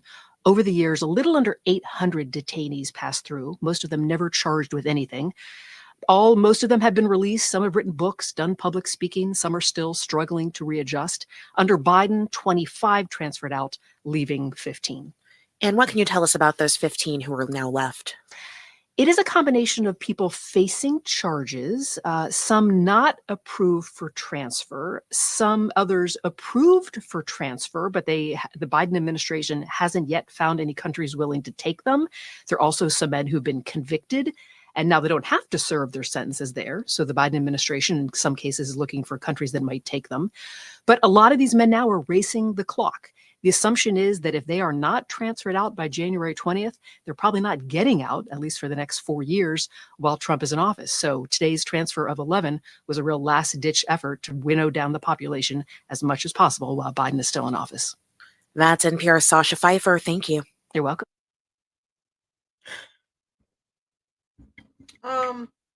So a little bit about Oman.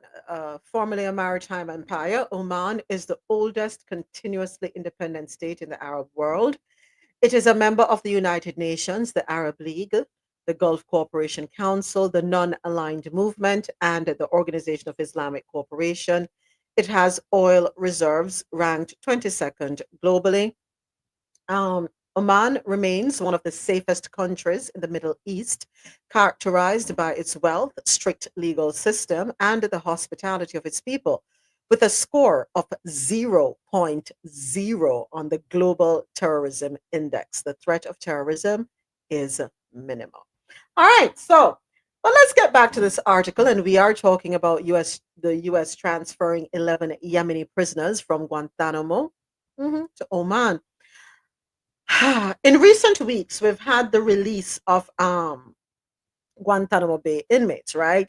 We had the release of a Kenyan, a Tunisian, and 2 Malaysians, right? They're preparing for the transfer of at least one more, an Iraqi. Now, they have been holding prisoners hostage. These hostages have never been tried. Am I right? Never been convicted? Did I hear correctly? You did. Okay. 2 decades. You're being held for more than 2 decades. Never been charged. Never went to trial. Some of them approved for transfer or cleared since 2010. Didn't we hear that which one of the prisoners we spoke about in recent times cleared since 2010 but remained there because of political and diplomatic factors? If you have not charged me free figure about my business, why do you have to free me but put me somewhere else? That's just an honest question. It's a legitimate question because I don't get it. And I'm sure there are others listening who don't understand the complexities. And when we talk about geopolitics and diplomacy. Before you even get that far, when these guys were picked off some, whatever it is they were picked up from, you could have made the determination of who they were. But because you were playing to the gallery, you wanted headlines. And here is where corporate media falls short. 1 year, 2 years, 3 years, 4 years. Why was no question posed as to what is happening to these detainees? None. So a couple of years ago, I think it was into the 10th or 12th year, 2 British, they were picked. They were doing charity work in Pakistan, were picked up as part, and they were, ferried over to Gitmo and subsequently released because nothing. The only reason they had against them was, they spoke Pashtun. They're from Pakistan. They would know how to speak Pashtun. So fast forward the 10th year, they were then released to Britain. When they got back to Britain, their lawyers filed and rightly got compensation. Each of them got about 1.5 million pounds. 2 of them have written books. Yeah, the 2 have written books. The movie has been done about 1. Again, we're talking about the so-called, Western world, and who will pride themselves on freedom and rule of law. But here you have a body, a place that doesn't even belong to you in the grand scheme of things. And you have a detention center there that is run far away from your legal system. The governor of Florida, the current sitting governor of Florida, what's his name? He would have something to say about that place, because he was also one of the government lawyers who went in there and, as they say, allegedly oversaw them torturing people. So now releasing them to Oman. And the Oman case is actually very funny. When you said it's the only, what did you say? It was the only what? Okay, so Oman is the only hold on, let me go back. Okay, so The oldest continuously independent state, in the Arab world. It is a member of the UN, the Arab League, Gulf Co-op Council, Non-Aligned Movement, Organization of Islamic Co-op. It has oil reserves ranked 22nd globally. Oman remains one of the safest countries. On the last one. Hold that thought on the last one. It's the largest one. Why are you honing in on that? It has oil reserves. I'll tell you why I'm honing in on that. I know. It has oil reserves ranked 22nd globally. And then Oman remains one of the safest countries in the Middle East, characterized by its wealth, strict legal system, and the hospitality of its people, with a score of 0.0 on the Global Terrorism Index. The threat of terrorism is minimal. Okay. On the hospitality question, yes. They're so hospitable to the British. They're also the third most peaceful nation in the world. Yes. Or the Middle East, sorry. Yes. They're so hospitable to the British that the Emir of Oman at the time allowed his own son, to come and study in the United Kingdom. And fast forward 6 years later, his own son will topple him in a coup sponsored by, guess who? We know. But we're being nice. Yeah, why? Because the father refused to give concession to you-know-who. Oil concession to you-know-who. Guess who gave the father refugee status? You-know-who also gave the father refugee status. The father died living in a hotel suite on one of the most expensive streets in London, Park Lane, Duchess Hotel. He was the emir. They refer to him as emir in that spot. He had all expenses paid. That's where he lived till he died. While his son was running Oman. And he still is running Oman. Question, are we supposed to know these things? No, you're not supposed to. Okay. The thing is, you now begin, when they say it's the most peaceful, you know why they categorize it as such? Because it's basically a colony of the Brits. So they're basically transferring someone from one hand to the other hand, knowing fully well who is going to be monitoring them when they get over there. That's it. I mean, for those of you who are interested in visiting Oman, it's a peaceful country. You want to know? Yeah, they're the third most peaceful nation in the Middle East and North Africa, following Kuwait and Qatar. Yeah, so good for them. What do all those three have in common? You're gonna behave yourself. Britain. The friendship and relationship between the United States and Oman continues with a bilateral free trade agreement, which was signed in 2006 and put into effect in 2009, promoting trade and investment in both countries. All right. Guess who will kill them? Britain. One thing about them, though, so listen to this question. What is the disadvantage of Oman? Well, summers can be extremely hot and humid. Labor laws favor Omani citizens over foreigners, so it can be difficult to find employment as a non-Omani. How is that a disadvantage? Why would you call that a disadvantage? I would think that's a great advantage, that you look after your own first. No. It's a disadvantage in the sense that if you look at the Middle East, places like Bahrain, places like Qatar, Kuwait, they mostly get domestic staff from Philippines, Africa, Kenya and Uganda. Please highlight the type of staff again. Domestic staff. Okay, good. So, and once this domestic staff comes in, they take their passports off them. They're subject to abuse, in some cases, SA, and of recent, we've heard of deaths. With regards to the construction industry, they're usually they're laborers from India, from Bangladesh, from Pakistan. And I mean, you could go back and look at the constructions of the stadiums during the last World Cup in Qatar and the stories that, people working in 45-degree heat. Yes. And dying of exhaustion. Oh, boy.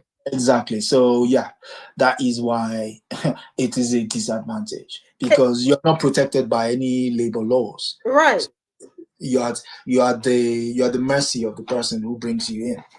So I think we've heard something similar, right, James? Which other country over there in the Middle East? If I remember, was it last year or the year before? We had a conversation about another country in the Middle East with a similar behavior. Dubai. Thank you. Even Saudi Arabia. Most of them in that neck of the woods, their labor laws are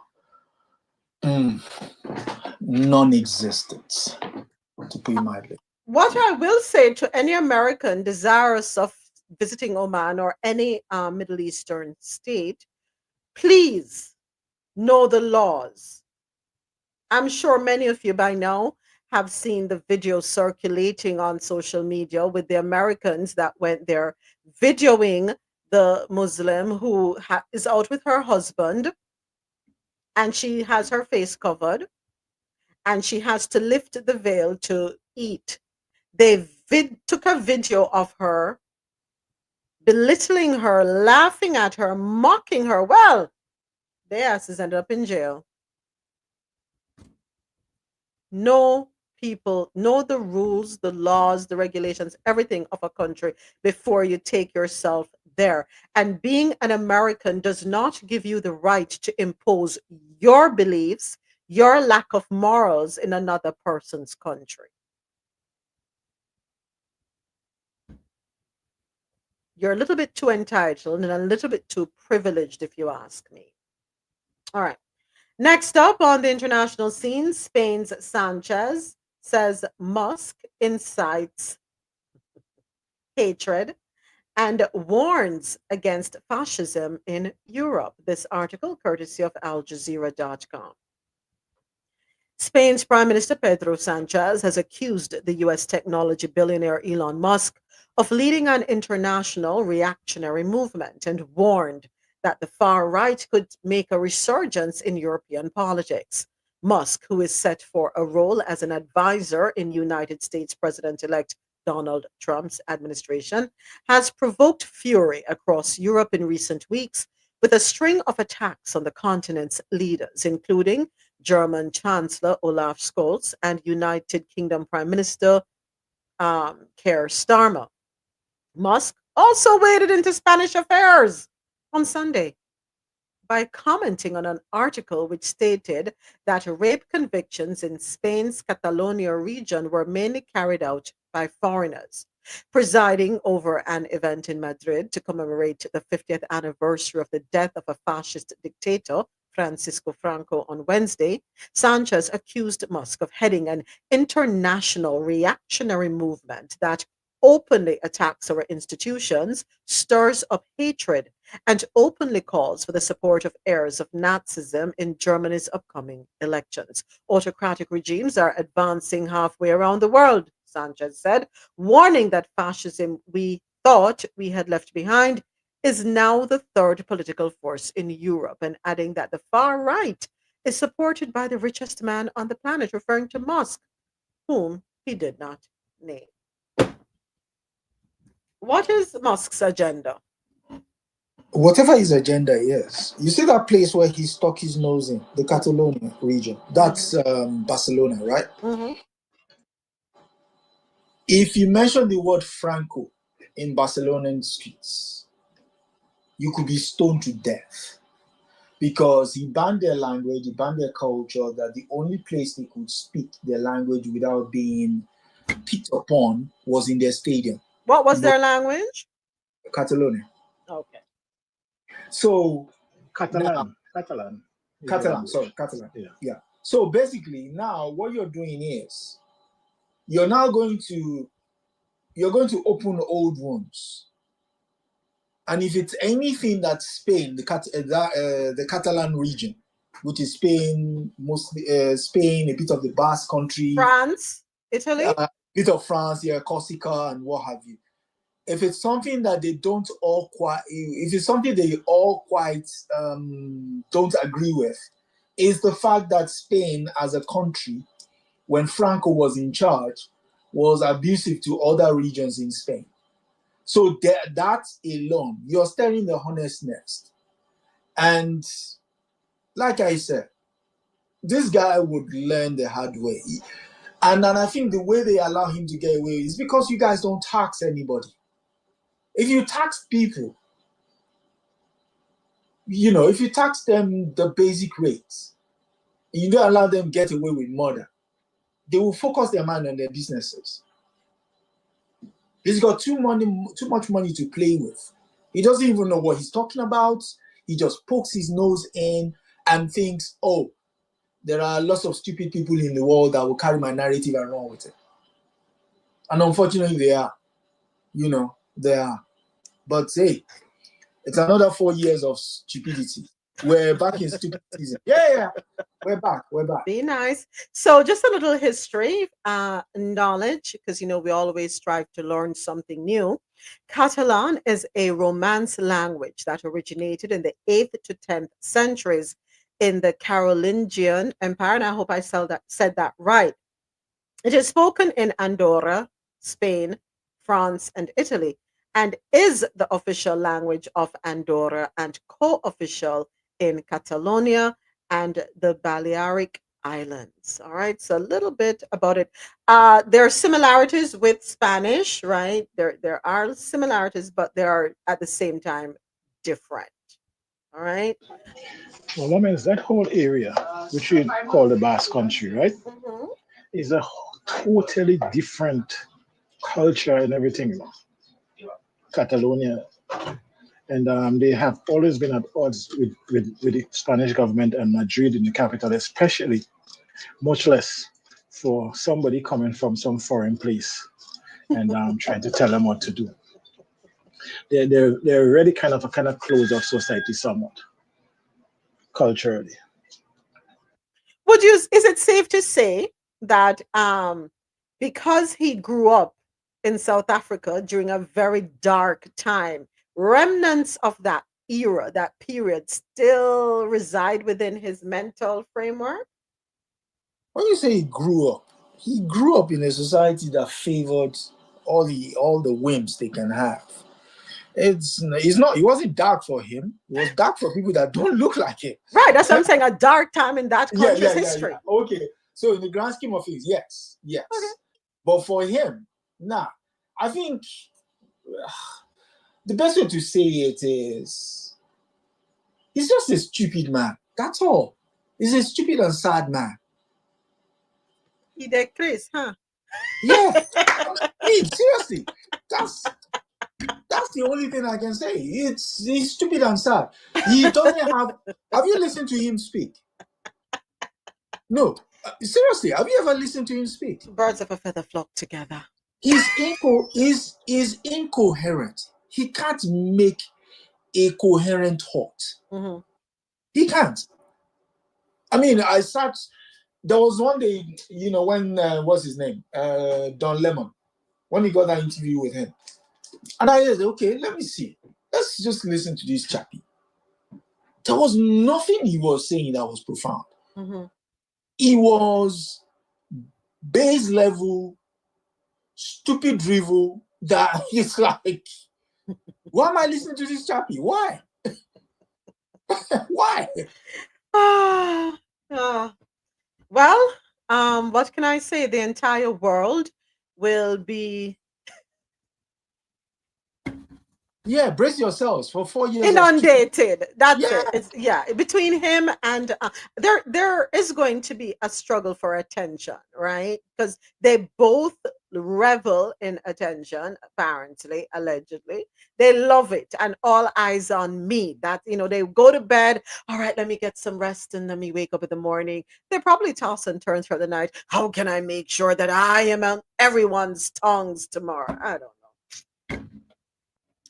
Next up on the international scene, this one, John what is his name? John Mahama, sworn in as Ghana's president and promises to reset the country. Article courtesy of Al Jazeera.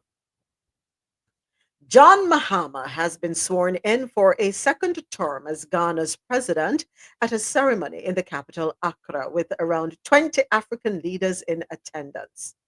Mahama won 56% of the vote in the nation's presidential election on December 9, defeating ruling party candidate and vice president, whose name I will not butcher, who secured 41%.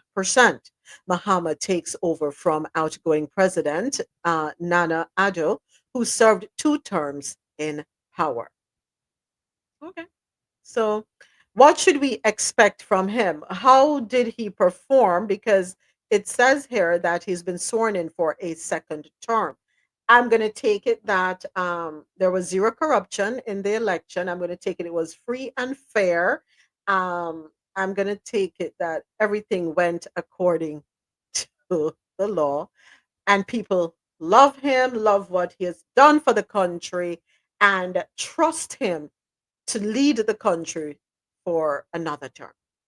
All right. So his first tenure was marked with the fact that he arrested his own ministers for corruption. Yeah. But that's a good look, though. If you are going to hold them That's what I'm accountable, saying. that's phenomenal. I'm saying the fact that you can, your own team members that broke the law, you facilitated their arrest, is indicative, because he inherited the government from what's his name? From his name escapes me now, but basically they were supposed to build up on the opening up of Ghana that Rawlings bequeathed to them. So hold on, are you talking about the name I can't pronounce? Nana Akufo-Addo? Nana Akufo, yeah, okay. Nana Addo Akufo is the guy who he replaced, the guy who did 2 terms, the guy who woke up one day and said God spoke to him that he should build a church, and he dug a very big hole in the center of Accra. Yeah, that one. Okay, wow. Oh, by the way, we also have to mention that the first woman to become vice president in Ghana was sworn in alongside him. Her name is Jane Nana Opoku Agyeman. Yes. Yes. When you see the picture, you know what I'm saying. Yes. What am I? I lost my train of thought. Come back. Yes. She's married. I know. It's a Ghanaian sister. Still is a Ghanaian sister. Yeah. Hey. So she has you. She certainly has you distracted. What was I saying? Yeah. So I was saying about Nana Akufo's policies were very detrimental to the economic growth of Ghana. He also is on record as a lackey for the West. Yeah, he speaks good English, but he's still a lackey for the West. He was caught on tape as trying to castigate the like of Ibrahim Traore and Malmo Keita of Mali and Burkina Faso, respectively. And when Blinken came and he was telling them, and Blinken was winking to him that, no, can't you see the press out here? You can't be saying stuff like that. It's like, oh God. So basically, he's seen as a lackey of the West. He tried to bring an American base to Ghana, but the Ghanaians were not going to have it in the interest of the guy who I have in my PTR, Nkrumah, who said once you have a military base on your territory, you're not independent, but you're more or less a vassal state. So yeah, the coming back of this gentleman will ensure Ghana resets, but that reset meant something else back in the day. Reset during Rawlings' time meant lining people who have stolen from the public coffers up and giving them a public execution. Oh, wow. And Yes. Talking about public execution, we have another article coming up courtesy of Donald. Very disturbing, I find, in Congo. But go right ahead, Mr. What I President. want to say about that, for instance, and what Adesoji missed out is that the former president was soliciting help from the West to intervene Burkina Faso, I think, because he accused that Traore was part of the terrorist situation there, which is nonsense. But anyhow, I think the most salient point Mm-hmm. about the inauguration of the new president was the invitation he gave to Abraham Traore from Burkina Faso. Mm-hmm. And he personally attended. I don't think the guys from Mali and Niger, they sent representative, but he personally attended with his entourage. And I think what was really, really evident is that he got so much support from the Ghanaian people. People was lining the streets. They announced all the dignitaries, and when he was announced, the standing ovation he got was beyond anybody else by far, beyond Wow. even the current president that was elected in Ghana. So it shows that there is an appetite by the young people Mm-hmm. to move in the direction of the Burkina Faso, the Malis, the Niger. Mm-hmm. You understand? And also, there is an alliance that had been forming within Africa because Senegal was there. You understand? And a lot of the leaders was there. But it's the bilateral arrangements and so that is coming out of those talks. You Mm-hmm. understand? They was talking about issues they have with people going back and forth and so on from the Burkina Faso to the Ghana and different places like that. They all, because Shoyer in his speech spoke a lot about even the diaspora and embracing the diaspora and the diaspora having to play a part in what is happening in their homelands. He did make a speech like that. I saw he was addressing Burkina Faso in Ghana and telling them to be good citizens and to be an ally to the Ghanaians Mm-hmm. and to be good representatives while they are in Ghana to the motherland, which is basically the country which is Burkina Faso. So I Okay. think his participation was very, very vital and should not be overshadowed. All right. Thank you for that, Mr. President. And just a little reminder about Ghana before we move on to the next story. Ghana has a population of approximately 33 million people. Ghana is also Africa's top gold exporter and the world's second largest cocoa producer. All right, next up, we have this very disturbing story for me. I couldn't even watch the video that you sent me, Mr. President. I was disheartened to say the least. Congo will execute more than 170 people convicted. Hold on one second. Uh, all right, hold on one second. We'll hold on. Give me one second. I have to fix something here because I think the headline let's see if it will take. Okay, yeah. So I had to switch out the word EXECUTE. I had to switch that out for YouTube to accept the comment. Interesting, right? We learn as we go. All right, so Congo will remove more than 170 people convicted of armed robbery, according to an official. This article, courtesy of CNN World. So, more than 170 inmates on death row were flown from Congo's capital to a high security prison in the north where they will be removed. Um, I need another word because that's not the right word. I need a synonym for hold on, let me find the right synonym because I don't want us to think Yes. Let's unalive. say Oh, unalived. we can say unalived, right? Okay. All right, so thank you, gentlemen. Back to the article I go. More than 170 inmates on death row were flown from Congo's capital to a high security prison in the north where they will be unalived, Congolese authorities said. 70 of the convicts were transported on Sunday, Congolese Minister of Justice Constant Mutamba said, adding to 102 other prisoners who have already been sent to Anjenja prison in the northern Mongala province. The men have been convicted of armed robbery and are locally known as kulunas or urban bandits. They're aged 18 to 35. Mutombo, wow. He did not say when the unaliving would take place. Some had welcomed the measure as a means of restoring order and security in the cities, while others are concerned about the risks of abuse and human rights violations. Fiston Kakule, a resident of the eastern city of Goma, said, "We welcome this decision by the minister because it will help put an end to urban crime. From 8 p.m. onwards, you can't move around freely because you're afraid of running into a kuluna."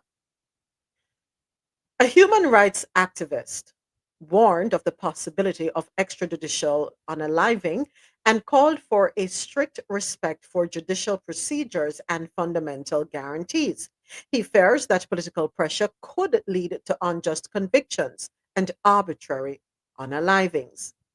The situation in the DRC is complex and requires a multidimensional approach. The fight against urban gangs must go hand in hand with efforts to combat poverty, unemployment, and social exclusion, which are often contributing factors to crime. Congo abolished the death sentence in 1981, but it was reinstated in 2006. The last unaliving took place in 2003.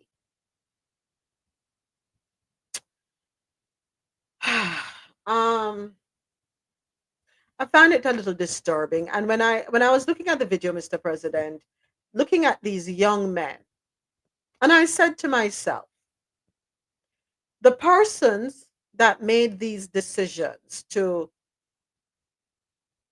go to such an extreme because of robbery, just robbery. I'm not talking if unaliving is a part of the whole thing. I can see through that, but just robbery. This is the resolve. This is the resolution. This is going to be the deterrent. But are we fixing the issue at hand that is causing people to resort to that lifestyle? 18 to 35, young people.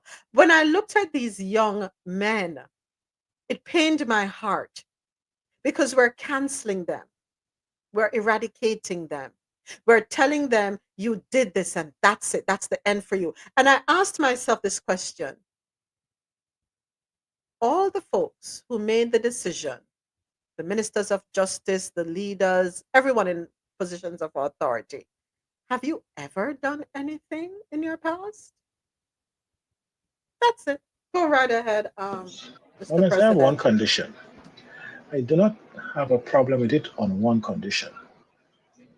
If you're going to execute young people Remember, we have to for change the word unaliving, unalive. if you're going to unalive young people for that, Mhm. start unaliving politicians for robbing the country that have it in the state of distress that it is. You understand?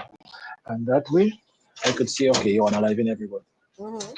But secondly, this is armed robbery. The Congo most groups, right? Rebel groups.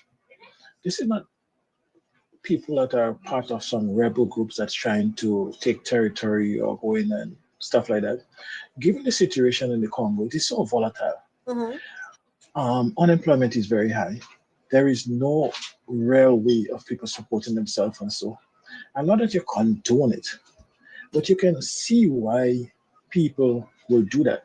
A lot of these young people probably don't even have parents and band together so that they could survive because of all the atrocities that have been happening in Congo forever.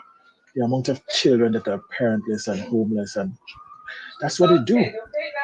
You could have put them in some concentration camp and rehabilitate them and make them feed themselves, whatever it is.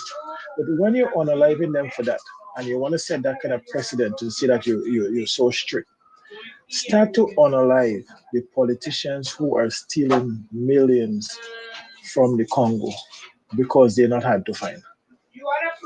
There you go.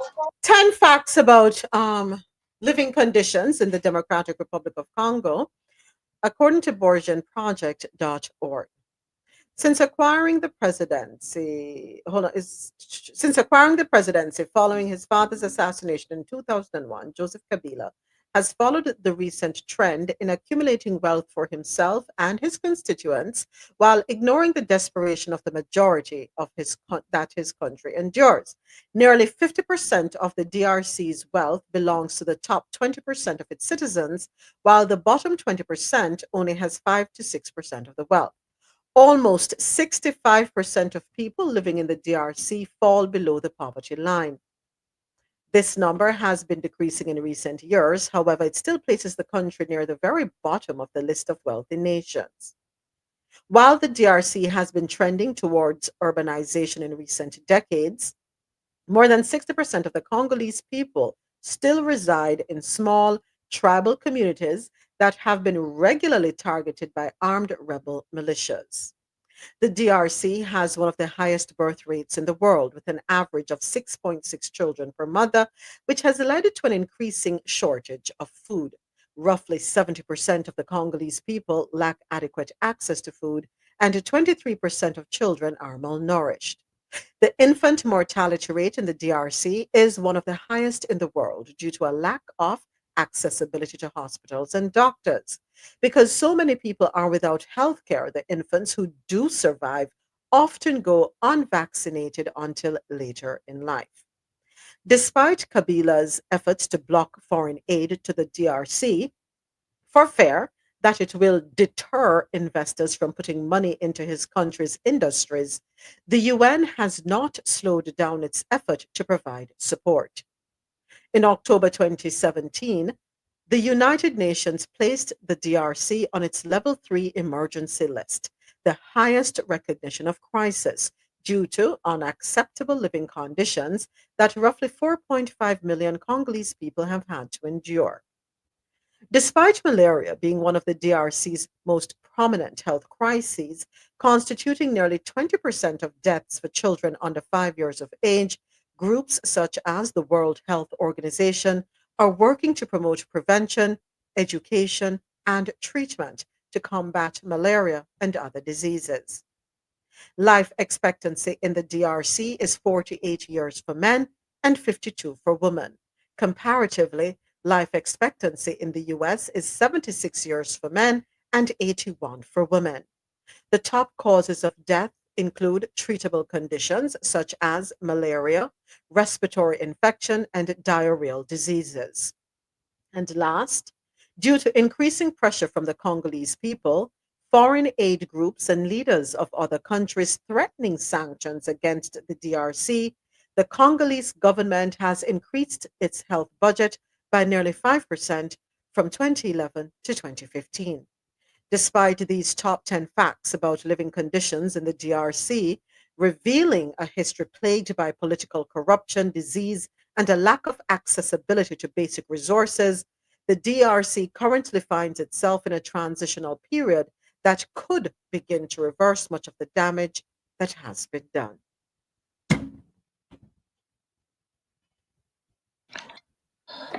My people have a saying that when tree stumps fall on each other, you don't begin to unravel that stack by pulling the one at the bottom. You pull the one at the top first. That situation of the kids being put up for that kind of treatment is indicative of the kind of society in which they live in. So again, if we were to project looking from the outside in, one would consider it inhumane. Mhm. But when you don't have any modicum of protection, Mhm. anything that comes that provides itself as a comfort blanket is embraced. By that, Congo appears. What do you mean appears? Congo is one of the largest centers on the African continent, where a lot of stuff like what they are accused of doing and also essay is prevalent. And when they're recounting, what's it called? The kinds of problems the Congo faces. There's a movie out now. If you guys get a chance to see it, I enjoy you to see it. It's titled Soundtrack to a Coup d'etat. It focuses on the role of the United States, the use of musicians and some other people to help destabilize Congo. It's a painful thing to look at, but it also builds as part of the picture.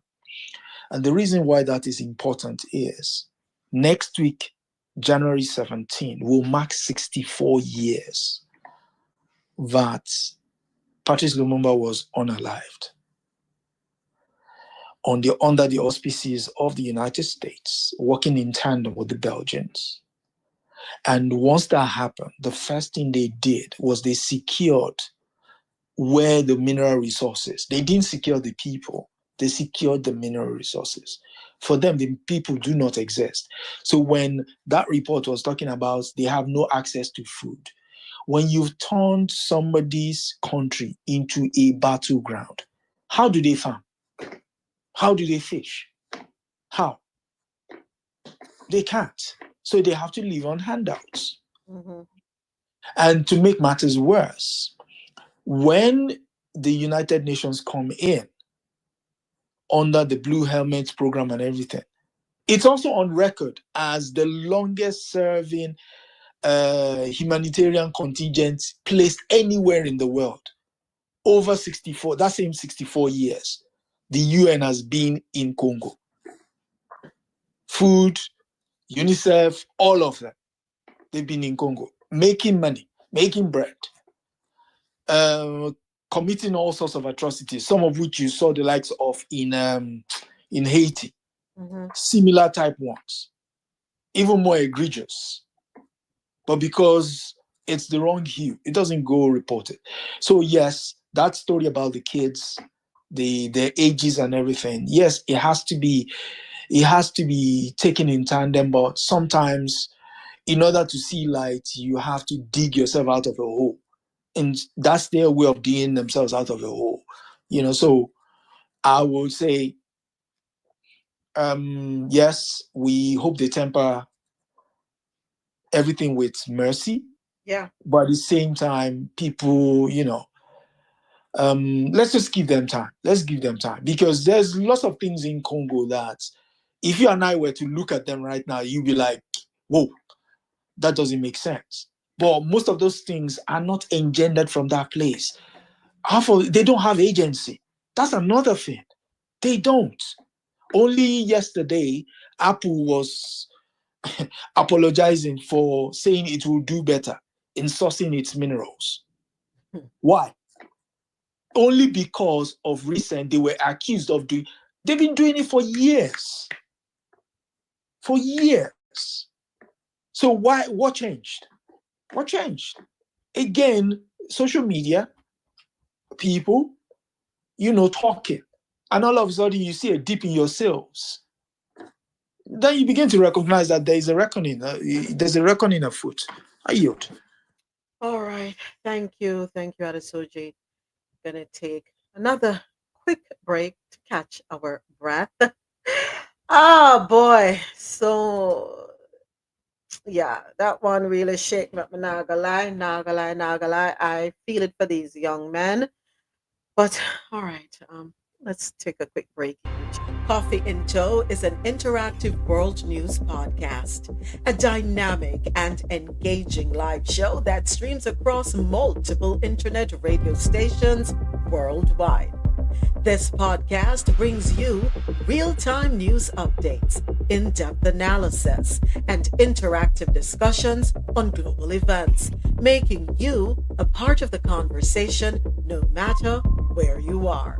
With a diverse range of expert guests and listener participation, it's your go-to source for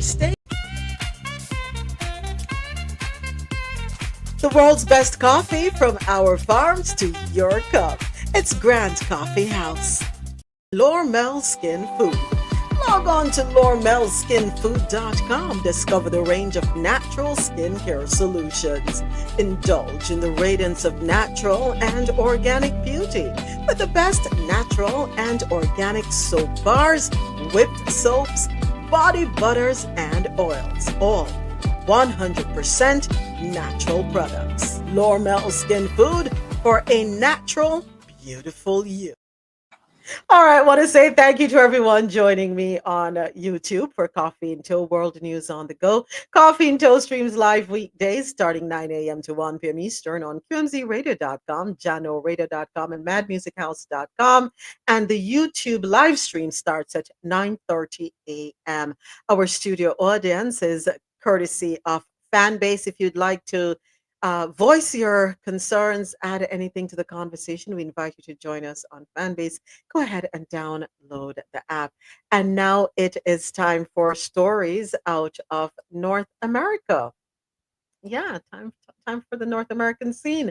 First up, firefighters battle to control devastating Los Angeles wildfires as ferocious winds calm a little bit, at least just a little bit. We have a soundbite for this one, and I'll go ahead and play courtesy of the Associated Press via WSVN. All right, Viv, now at 7, West Coast wildfires burning thousands of acres in the Golden State. This is where our son was born. This was our house, and this was what we worked for. This was what we were going to use to retire. Residents heartbroken to find that their homes are gone. At least people are dead, thousands of others forced to evacuate. Maribel Gonzalez is live in the Pacific Palisades community, which has seen some of the worst damage. Maribel, good morning.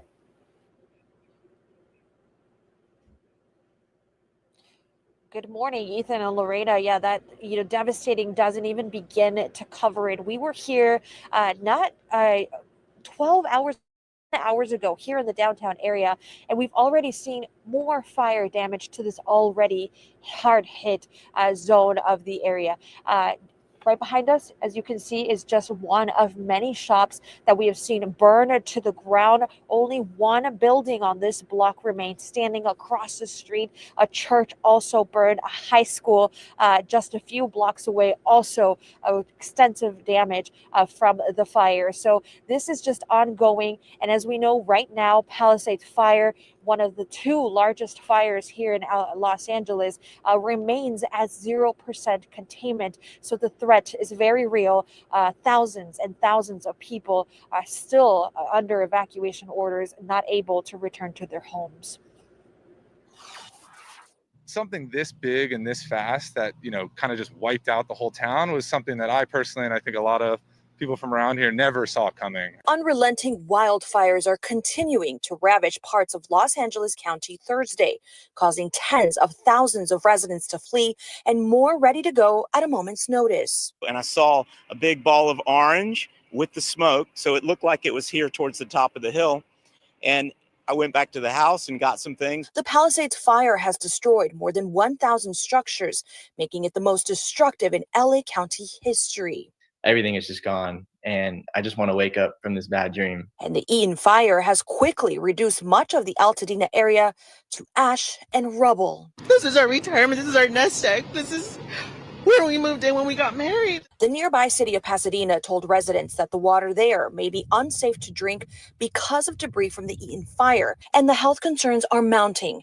The air quality across Southern California has been deemed a hazardous 6 out of 6 because of all the smoke and ash swirling around. We couldn't breathe anymore. Yeah. And we had all the filters going in the house. We had HEPA filters and nothing seemed to work.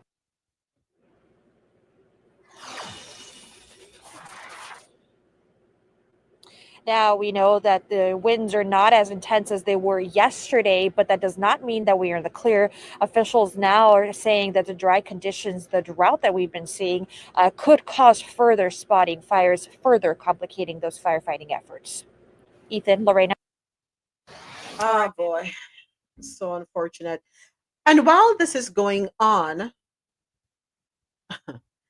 this is what our darling president-elect is more concerned about, or more concerned with, I should say. Let me go ahead and pin this right here. Ah, boy. um, playing the blame game. 5 people have died. I guess it doesn't matter. It's more important to bicker and carry on. According to BallerAlert.com, Donald Trump is convinced that California Governor Gavin Newsom is solely to blame for the devastating fires sweeping the Los Angeles region. The president elect slammed Newsom for failing to sign a declaration to redirect water from California's northern regions, claiming it could have averted the disaster. Governor Gavin Newsom. Yes, that's what he typed. Governor Gavin Newsom Wow. refused to sign the water restoration declaration put before him that would have allowed millions of gallons of water from excess rain and snow melt from the north to flow daily into many parts of California, including the areas that are currently burning in a virtually apocalyptic way. Trump's allegations spotlight the conflict over federal and state water regulations, limiting the amount of water pumped from the Sacramento San Joaquin Delta to protect fish species like the smelt. The Trump administration had declared in 2019 that increased water pumping wouldn't harm the smelt, but the issue remains contentious. During the 2024 campaign, Trump shockingly threatened to withhold federal wildfire aid from the state unless Governor Newsom revised water policies, promising to provide the state with abundant water to benefit farmers. Trump added to his rant, saying he wanted to protect an essentially worthless fish called a smelt by giving it less water.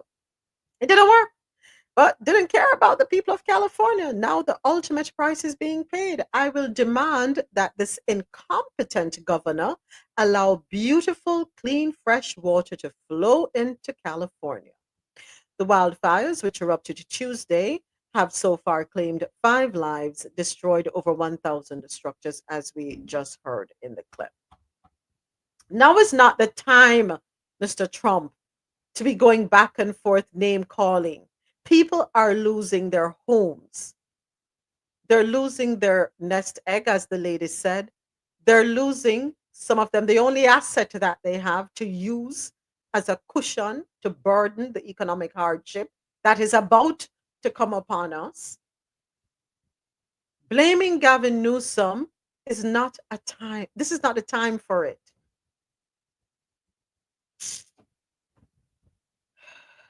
But what do I know?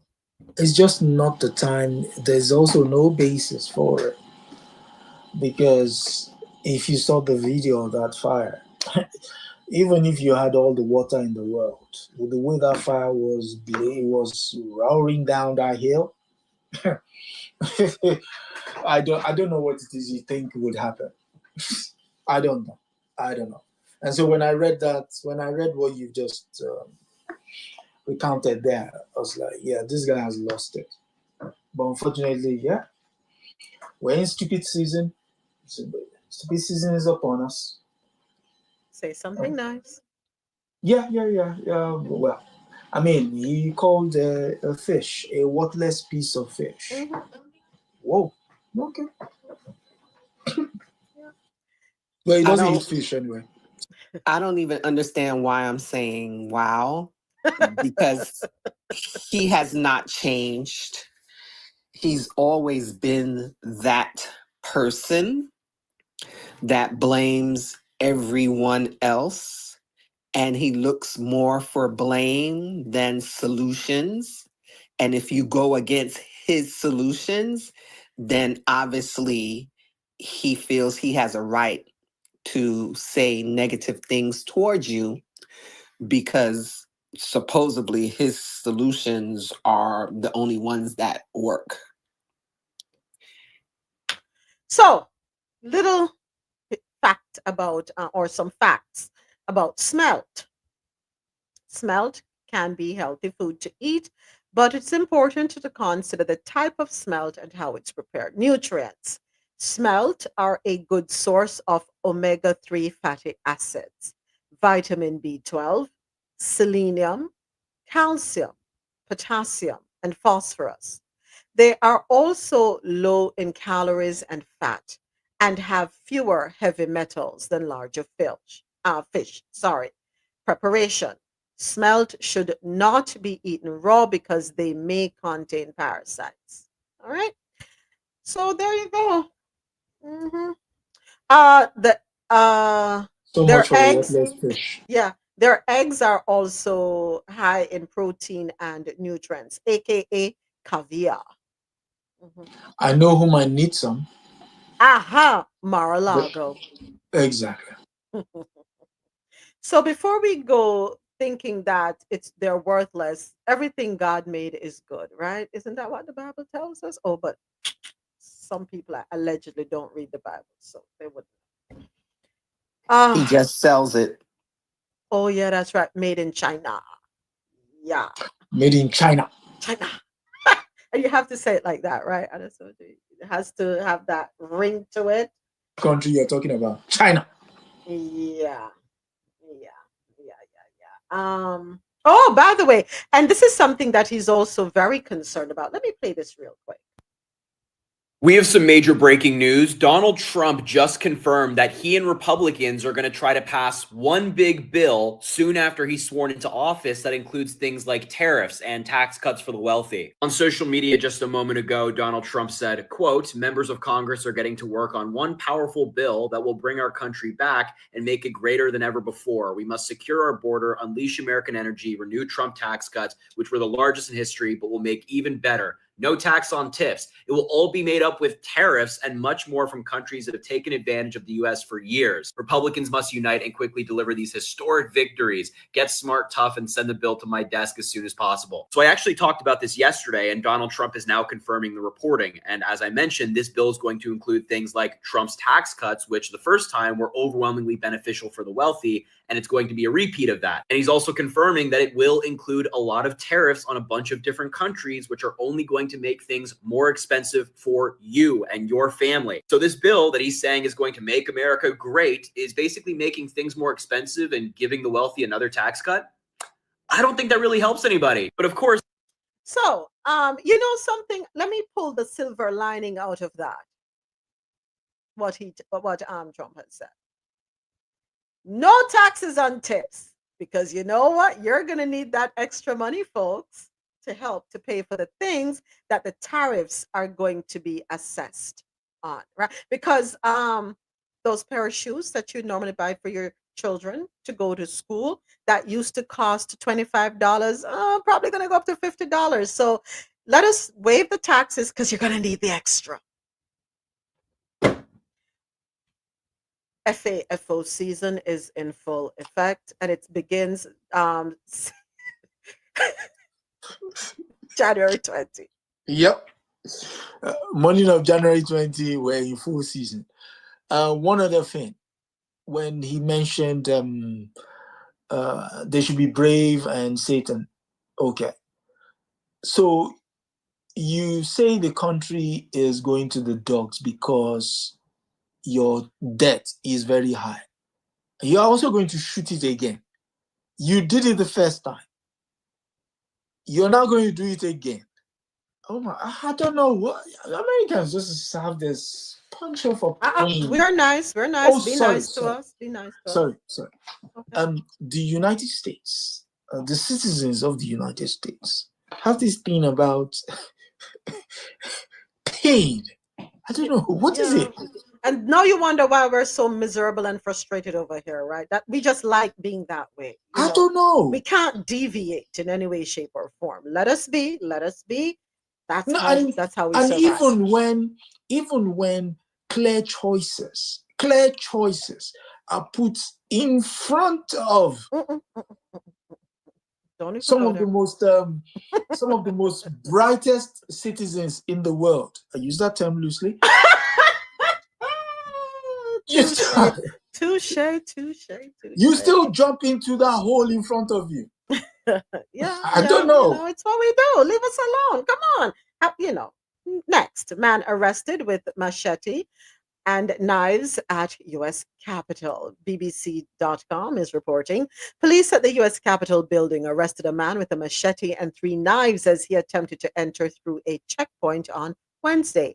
Capitol Police said the machete was spotted by an X-ray machine at an entrance to the building's visitor center. The knives were found during a search of his bag, police said in a statement posted online. The man, who police did not name, was arrested on multiple charges of carrying a dangerous weapon. The arrest came shortly before a visit by President-elect Donald Trump, who planned to meet Senate Republicans.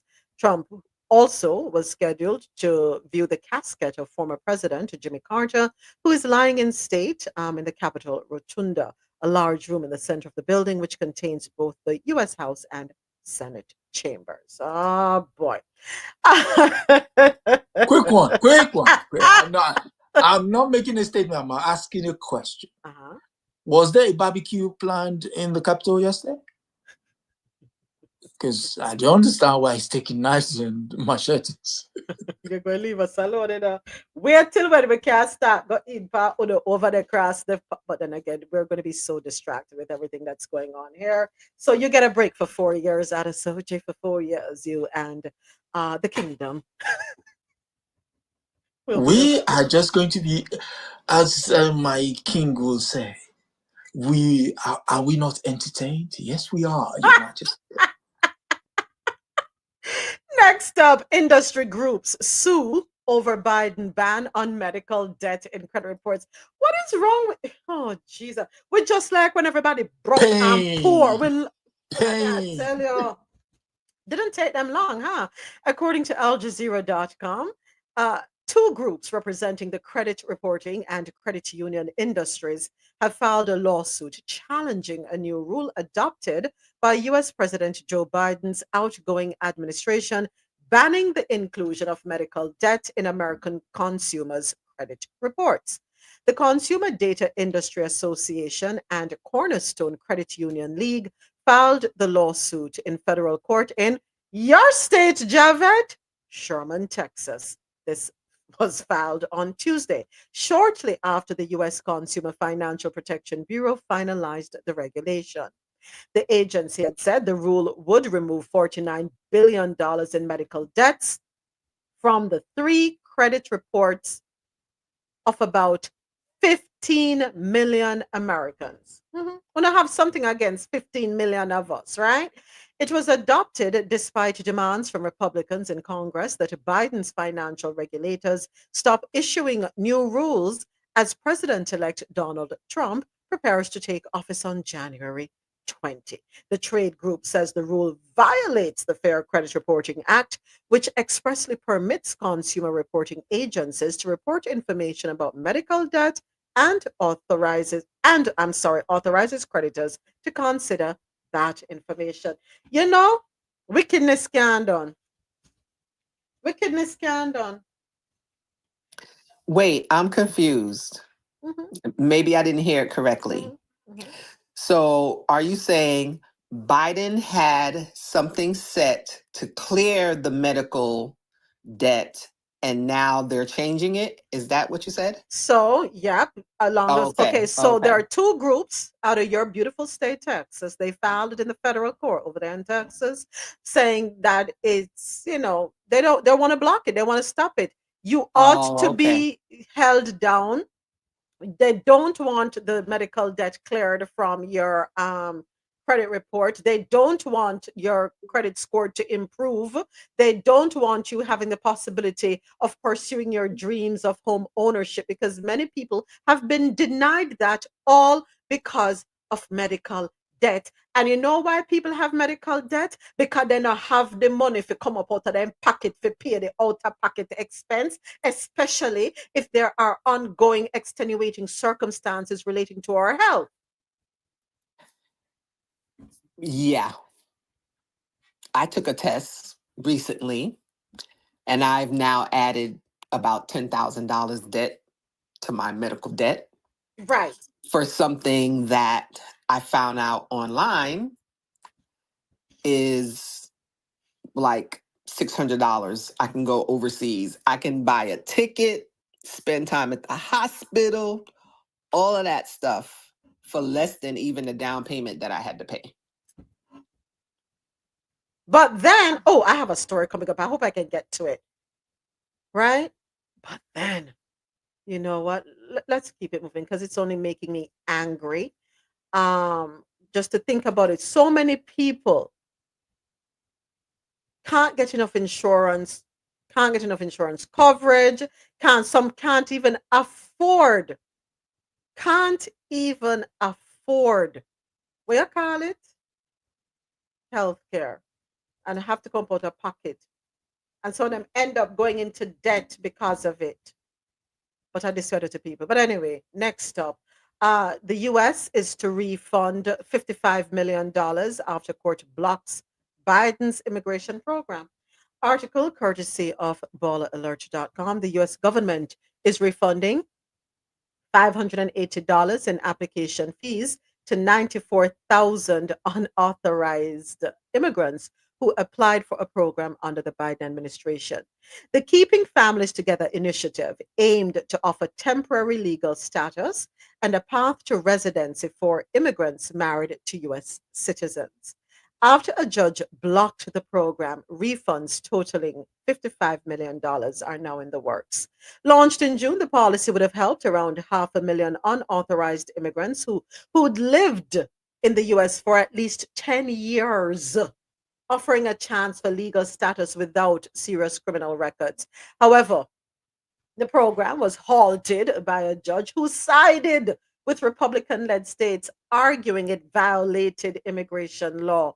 Even if it had passed, the program faced likely opposition under a potential Trump administration, which promised to undo Biden's immigration plans.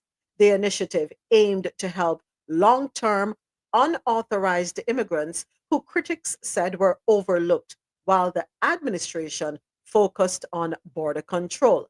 Normally, marrying a US citizen means a green card, but undocumented immigrants must leave and re enter legally to qualify. The program would have let them apply for a green card while staying in the US and getting a temporary work permit. The program was also set to help an estimated 50,000 undocumented stepchildren of US citizens. So much for families, just not your families. Really, Judge? Really? What is it about the inhumane practices? One denying the first one where in this two credit reference agencies have taken out a legal case against the government for trying to protect the citizens, a private enterprise. And now you have another body seeks to deny human. Oh God! Oh my God! I can't get it. I'm sorry. Sheesh. He defies explanation. I'm sorry. But isn't this the same the incoming administration? Aren't they the ones who love family and want family? And women, you're supposed to be married, and if you're not married, you shall be punished, and all of that. It's. I don't. I do think people actually voted for these people. Well, it's FAFO season, and a lot of people who voted for him are going to feel the consequences because they too fall in the bracket where they are married to undocumented people who are expecting to get this green card, expecting to have a work permit so that they can carry on as one happy family. But now the family structure is going to be dismantled. Oh God. I mean, there was a sister I listened to on Instagram, and she was saying something about the voting pattern of a certain hue of people. And the idea was if they voted one way, whatever is coming down the pike will not come towards them. But as she said it, and she put it quite eloquently, she said, here you are, setting fire to a house, but you are in that same house. What do you think is gonna happen? Like, they're not thinking. They're clearly not thinking. Well, what can I say? Yeah. What can I say? So, what can I say? Nothing much. Um, that article closes out our stories out of North America. It is now time for our business and tech news. Do I have this right? Yeah, I think I have it right. Hold on one second. Bear with me a little bit there. Mm-hmm. let me let me set up myself here. Yes. Time for business and tech news, brought to you by Grant Coffee. The world's best coffee from our farms to your cup. It's Grant Coffee House. All right, so according to the Justice Department, according to NPR rather, the Justice Department accuses 6 major landlords of keeping rents high. The U.S. Justice Department is suing several large landlords for allegedly coordinating to keep Americans' rents high by using both an algorithm to help set rents and privately sharing sensitive information with their competitors to boost profits. The lawsuit arrives as U.S. renters continue to struggle under a merciless housing market, with incomes failing to keep up with rent increases. The latest figures show that half of American renters spent more than 30% of their income on rent and utilities in 2022, an all time high. That means exhausting day to day decisions between medications, groceries, school supplies, and rent. It means eviction notices and protracted court cases in which children face the highest eviction rates, with 1.5 million evicted each year. And those numbers are in accordance with or are according to Princeton University's eviction lab. Can you imagine you have an eviction lab? Okay. While the housing crisis has been assigned several causes, including a slump in homes built over the last decade, the Justice Department's lawsuit claims major landlords are playing a part. The department, along with 10 states, including North Carolina, Tennessee, Colorado, and California, is accusing 6 landlords that collectively operate more than 1.3 million units in 43 states and the District of Columbia of scheming to avoid lowering rents.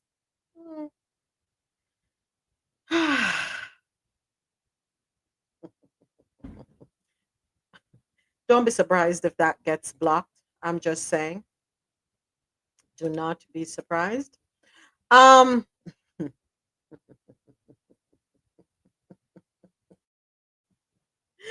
oh Lord have mercy. Next up, Trump is considering. Why am I laughing every time I call this man's name? But Trump is considering a national emergency. I'm sorry, a national economic emergency declaration to allow for new tariff programs, sources say. This is according to CNN Business. I'm not making this up. I'm not making this up at all. CNN is reporting President elect Donald Trump is considering declaring a national economic emergency to provide legal justification for a large swath of universal tariffs on allies and adversaries. 4 sources similar or I'm sorry, familiar with the matter told CNN as Trump seeks to reset the global balance of trade in his second term. The declaration would allow Trump to construct a new tariff program by using the International Economic Emergency Powers Act, known as IEEPA, which unilaterally authorizes a president to manage imports during a national emergency. What's the national emergency we have going on right now? You ran out of toilet paper. All right. Trump, one of the sources noted, has a fondness for the law since it grants wide ranging jurisdiction on how tariffs are implemented without strict requirements to prove the tariffs are needed on national security grounds. What can I say? Thank you to everyone who voted. He wanted to become a dictator on day one. You voted for him. Well, you know what we're going to need to do? Here's what we're going to need to do. We're going to have to learn to network. Yes. Networking has to be a part of our MO. Um, Networking tips to expand your professional circle in 2025. This article courtesy of stlucia.loopnews.com. As we step into 2025, yes, we're still stepping into Babylon, the landscape of networking continues to evolve with technology, social media, and changing work environments. Building and expanding your professional circle is more critical than ever in a competitive job market, well, just to survive, quite frankly, and a world that thrives on connections. Well, here are 6 effective networking tips to help you broaden your professional horizons this year. Number one, leverage social media platforms. While traditional networking methods are still relevant, social media has transformed the way we connect. Platforms like LinkedIn, Facebook, and even Instagram offer unique opportunities to engage with industry leaders and like minded professionals. Optimize your LinkedIn profile with a strong headline, a professional photo, and a compelling summary. Regularly share valuable content, comment on posts, and reach out to individuals in your field. Remember, engagement is key. Don't just connect, contribute to conversations to establish your presence. Number two, attend virtual and in person events, networking events, conferences, workshops, or webinars. Excellent avenues for meeting new people and sharing ideas. This year, make a plan to attend both virtual and in person gatherings. Virtual events often have lower costs, making them accessible, while in person events, what do? They provide a more personal touch. Be proactive. Don't wait for others to introduce themselves. Prepare a short pitch, otherwise known as an elevator pitch, about yourself and your interests. And do not hesitate to strike up conversations with fellow attendees during breaks. Number three, join professional organizations and clubs. Many industries have professional organizations that provide networking opportunities, resources, and events.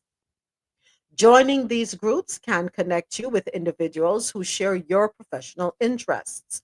Look for clubs or industry specific associations offering webinars, workshops, meet and greets to facilitate genuine genuine connections. Being an active member helping organize events, volunteering, or participating in discussions can enhance your visibility and foster relationships with influential people in your field. Utilize informational interviews. Reaching out for informational interviews can be a powerful way to expand your network while gaining insights into your industry. Identify individuals whose careers you admire and ask if they'd be willing to chat over coffee, in person or virtually, to discuss their career paths and experiences. Approach these conversations with genuine curiosity. Ask thoughtful questions about their successes and challenges. Not only will you gather valuable information, but you'll also be laying the groundwork for potential mentoring relationship or future collaboration. Number five, volunteer or contribute to community initiatives. Giving back is rewarding for the community and for your professional development. Look for volunteering opportunities related to your field or interests, whether it's mentoring students, participating in charity events, or joining a task force. Volunteering allows you to meet individuals with similar values. Your shared commitment to a cause fosters connections that can lead to meaningful professional relationships. Plus, it enhances your resume and demonstrates your dedication to making a positive impact. And number six, follow up and stay in touch. Networking doesn't end after a single encounter. Cultivating professional relationships requires ongoing effort. Following up with new connections is essential. Send a brief email or LinkedIn message to express your appreciation for their time and mention something specific you discussed to personalize your note. Schedule regular check ins, share useful articles, or invite them for a quick chat every few months. Maintaining these relationships will keep you top of mind when opportunities arise and reinforce your commitment to staying connected. By employing these six networking tips, you'll enhance your visibility within your industry and create valuable relationships that can serve you throughout your career. Embrace the power of networking and watch your professional opportunities flourish as you build a robust circle of contacts. Happy networking. All right, so I think though we got some good nuggets, gems, whatever you want to refer to them. So follow up and stay in touch, volunteer or contribute to community initiatives, utilize informational interviews, join professional organizations and clubs, attend virtual and in person events, and leverage your social media platforms. And I think we do a bit of that here, right? Am I, is it safe to say so? Yes, the caveat to all of that is take action. Thank you. Say that again, louder for those in the back. Take action. We have to. We have to, folks. At the end of the day, we can give you all the information. You can do all the research in the world, but if you don't take action, all of that is worthless. For the want of a better term, I'm using our president elect's language. No curse words.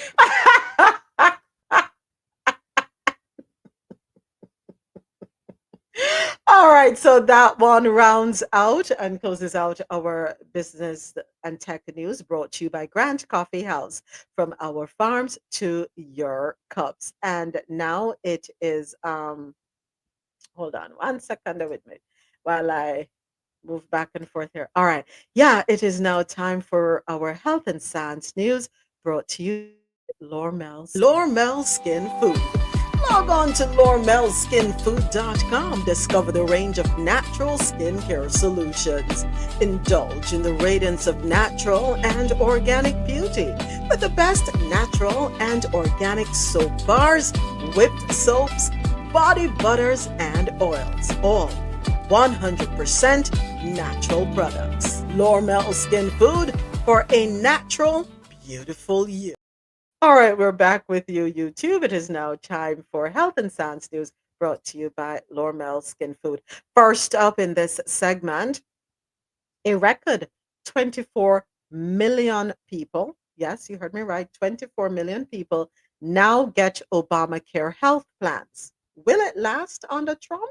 This article, courtesy of NPR.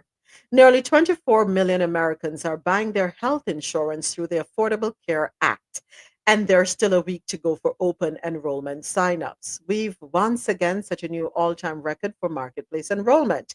That is according to Neera Tanden, domestic policy advisor to President Biden. In fact, every year of the Biden-Harris administration, we've set a new all-time record for ACA marketplace enrollment. That 24 million is about double the number of people enrolled when President Biden took office 4 years ago. After years of turmoil for the Affordable Care Act during the first Trump administration, Biden reversed course with new investments in the marketplaces, and enrollment numbers have shot up. Today, more than 300 million Americans have health coverage. That's a record number, according to Health Secretary Xavier Becerra when speaking with reporters. According to the latest report from the US Census, 92% of Americans have health insurance. Enrollment is still open until January 15 in all states except Idaho for coverage that starts February 1. So remember when many FAFOs, many of the FAFO members said that they can't stand Obamacare, get rid of Obamacare, and then found out that they were actually getting rid of the Affordable Care Act. And then, like the old mountain goatees started screaming from all the high heavens. Yes. They could not stand the idea of Obamacare, not realizing that Obamacare was or is the Affordable Care Act. You see? We need to get out from under the rocks that we live, right? And stop being so, I need the right word to use. You cannot allow your hatred to get the best of you. That now it costs you. Yeah, cost you. Next up in our health and science news, morning coffee may lower risk of heart disease related health. That's according to research. And this research was done by well, the news article is courtesy of BBC. I'm not going to say BBC did the research, but yeah, get your cup of Joe, folks. Almost said it wrong. The time of day you drink a cup of coffee may lower the risk of an early death, new research suggests. The study found that people who drank coffee in the morning had a lower risk of dying from cardiovascular disease. That's me and you, Geely, and had a lower mortality risk than all day coffee consumers. But the research could not prove whether coffee was the sole cause. We're going to say it's the sole cause. So Geely and I are the ones who are not going to have issues with cardiovascular disease because we have our cup of Joe in the morning time. Dr. Lu Kui, lead researcher and director of Chilean University Obesity Research Center, said while the study does not show why drinking coffee in the morning reduces the risk, one explanation could be that consumption later in the day may disrupt a person's internal body clock. The study was published on Wednesday, and you can find that publication. It's in the European Heart Journal. Dr. Keyes said further studies are needed to see if their findings could also be observed in other populations, adding, we need clinical trials to test the potential impact of changing the time of day when people drink coffee. This study doesn't tell us why drinking coffee in the morning reduces the risk of death of from cardiovascular disease. Listen, coffee they're on from the beginning of time, right? What's wrong with coffee? I see it as a great health beverage, right, Julie? Julie and I are on the same page with that. Anybody else? Yes, we're not averse to a cup of coffee in the morning. Well, I would read the pronouncement of His Majesty. Yeah.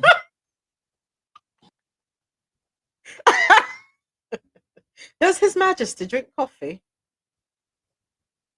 I believe he drinks tea, Earl Grey. From the fields of Kenya?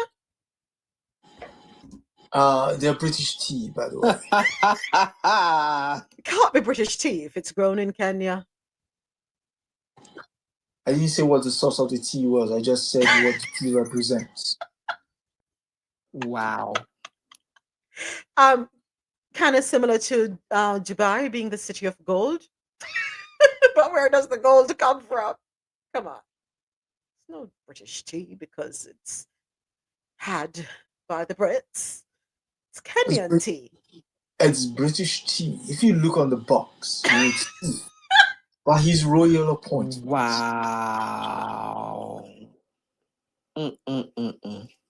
What about Belgian chocolate that comes all the way from Ghana? Well, I can't speak for the Belgians, but British tea is British. Okay, if you say so. And you're standing 10 toes down on that one. Time for Believe It or Not stories. This one. Pray for us down here in the state of Florida, and then pray for the rest of the United States of America. So I came across a video on TikTok, and let me play the video. Where did I put it? Hold on a second. Let me play the video. All I can say is, let me go back to the Runner Show and grab the link. Just pray for us down here. Yeah, take a listen to this.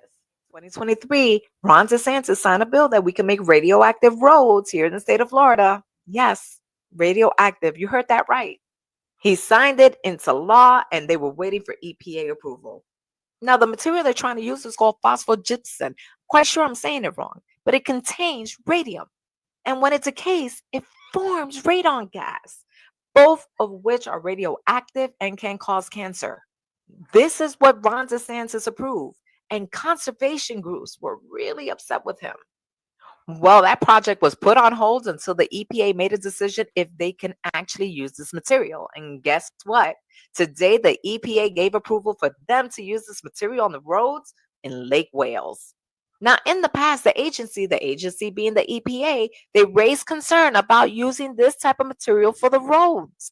And it is said that in 1992, they used this material for the roads, and it created risk for the construction workers and anyone who builds a house around this road. And the excuse that the agency is giving now for the approval of this road is saying that the public is not expected to come into contact with this road. So why build a road? Is nobody going to be on the road? Then why build one? Why? Anyway, the company that's building the road has described the effort as part of a pilot project that will demonstrate the range of road construction design. Now, Reagan Whitlock, an attorney for the Center of Biological Diversity, said in a written statement that the EPA decision was mind-boggling, that dramatically increases the potential for harm to our road crews and water quality. The EPA has bowed to political pressures from the phosphate industry and paved the way for this dangerous waste to be used in the roads all over the country.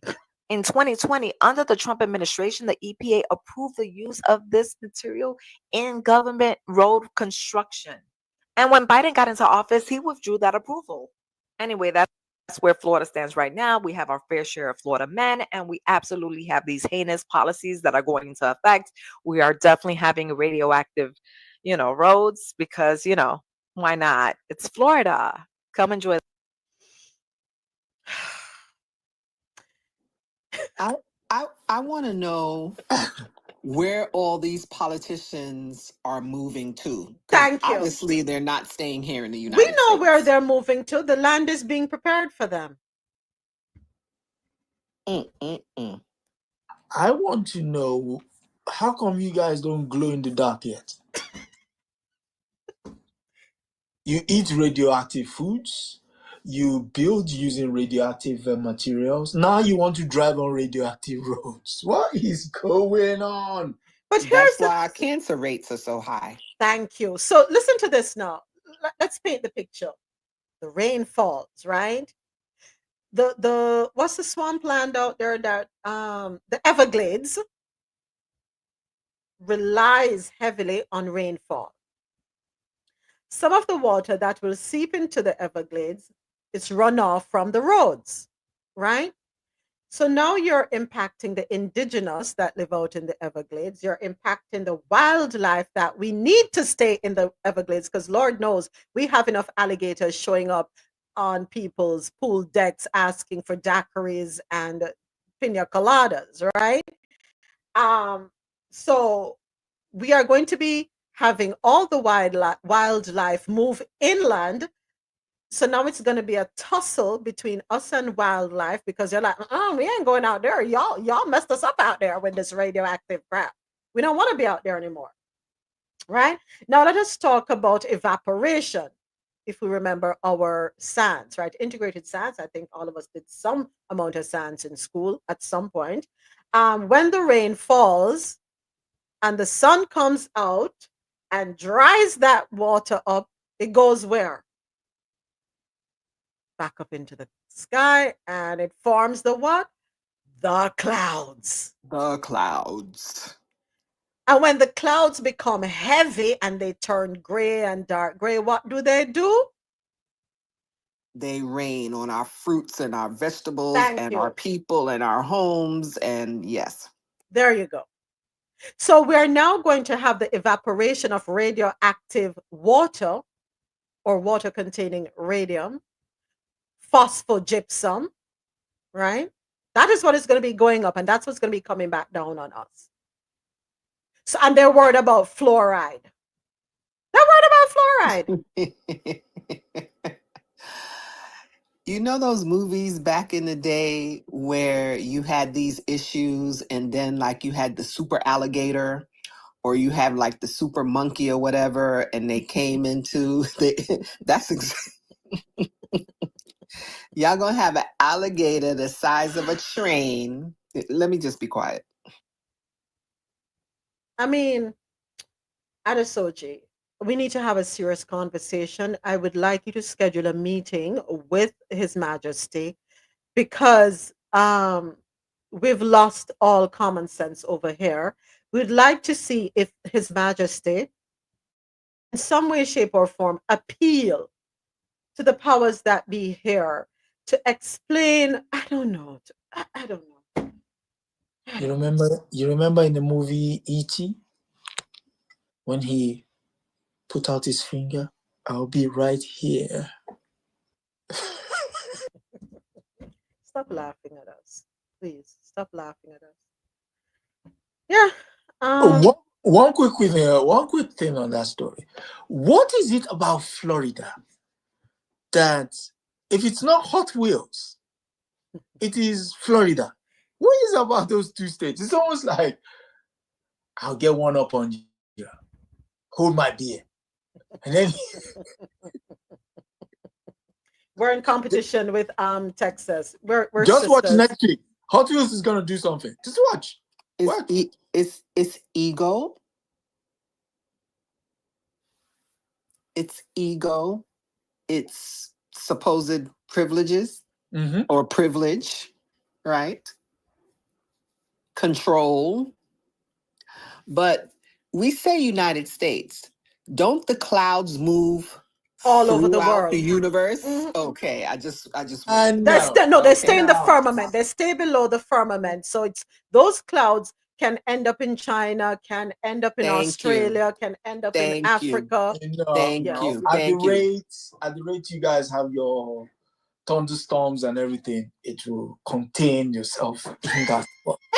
Thank you. I don't think so because every year the dust from Africa the Sahara descends on Texas with a vengeance. For the wind. And you better be grateful for it, Javed, because can you imagine if we didn't have the Sahara dust, how much worse the hurricane season would be? Oh my gosh. The dust, the breeze blows westwards. So there's no way it's coming back that way. So just keep it there, spread it all the way to California, and you can don't pay him no mind, Javed. Keep swirling that thing around, and it's we may have to repeat this when we're on streaming because people need to know this. It is not just going to be the United States that's going to be or have issues. Rolling with Hot Wheels. They see me rolling. Pray for us. Just pray for us. Pray for us. I don't know. I don't know if any of it will affect Canada. Probably if Canada comes over to the US, it will affect them then. But well, you heard what that lady said on IG and all the other. Are you playing her clip next? Hold on. Let me pull it up. Let me pull it up. Let me tell you something. Where is it? Please tell me it's still there. Please tell me it's oh my God. Hold on there. I had it. So where did it go? Oh my gosh. Go to read. Go to read. You'll be able to pull it up. Oh, Lord have mercy. Let me tell you something. I love it here. I love it here. Where is she?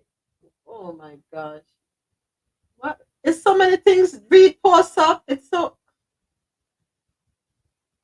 I click in her highlights. It's easier to find it that way How you instead do of that? scrolling. How you do? How you click on her highlight? You click on her face, and then underneath, you'll see pictures of everything she posts.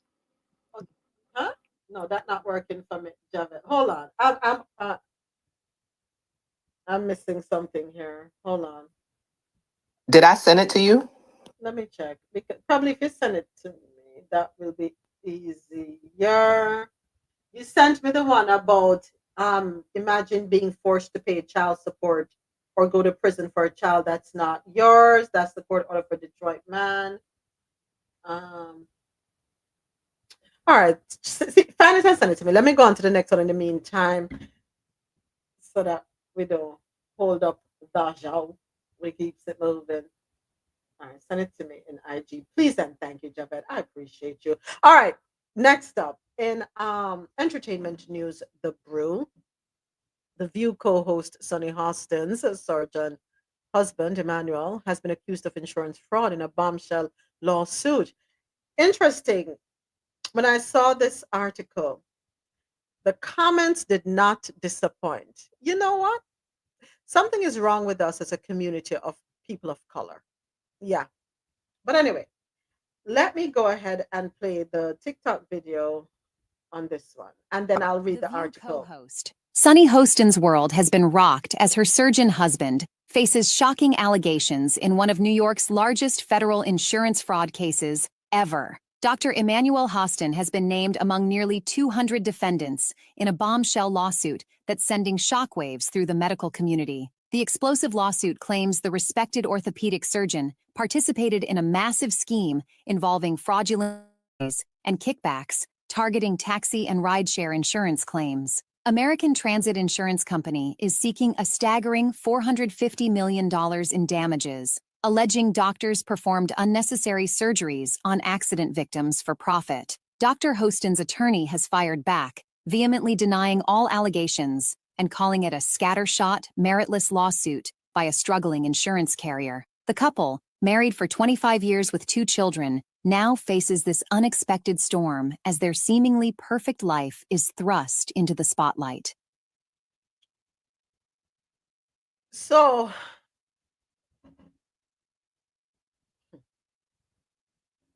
the man not guilty yet, you know. But a lot of black people have been shredding Sonny to pieces on social media. Mm. That's what we do, though. Not we do. It's an accusation, right? It has to go to court. Everything has to go through the process. But yet, we are doing a character assassination of Sonny Hostin. I don't follow The View day in I really don't. I couldn't tell last time I watched it. I'll hear bits and pieces of the show on social media.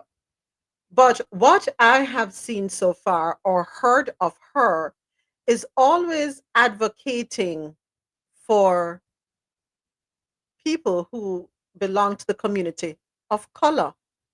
Mhm, mhm, mhm. Yeah. The same community of color at tear her down. What's wrong with us? What is wrong with us? Now, these 200 defendants named in the largest RICO case ever filed in New York, and for more on the story, you can go to dailymail.com.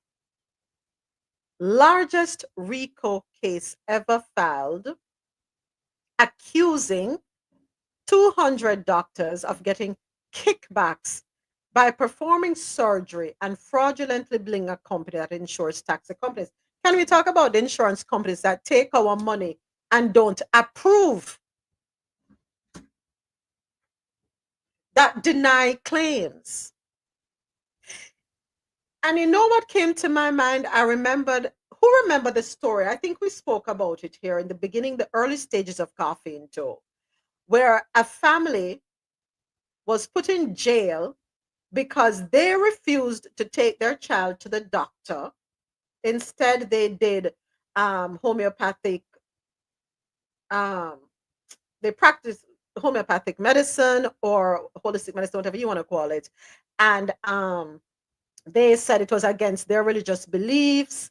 Anyway, long story short, the child ended up dying and they charged the parents for murder, or was it manslaughter? I don't remember which one. And I think they're in jail. So if a parent can choose whether or not they want medical intervention and their choice has the child dying, why are they being sentenced and charged with a crime when insurance companies do it all the time, but them not face no legal repercussions? Explain that to me. May I try understand that before me go back to this? That thing has been on me for a minute now. And it came on me when the whole Luigi Mangione case was swirling around, right? By the way, they've delayed his hearing. But yeah, why is it that I will be put in jail if I refuse to take my child to the doctor? But when you deny my insurance claim and something happened to my pitney, you no go to jail.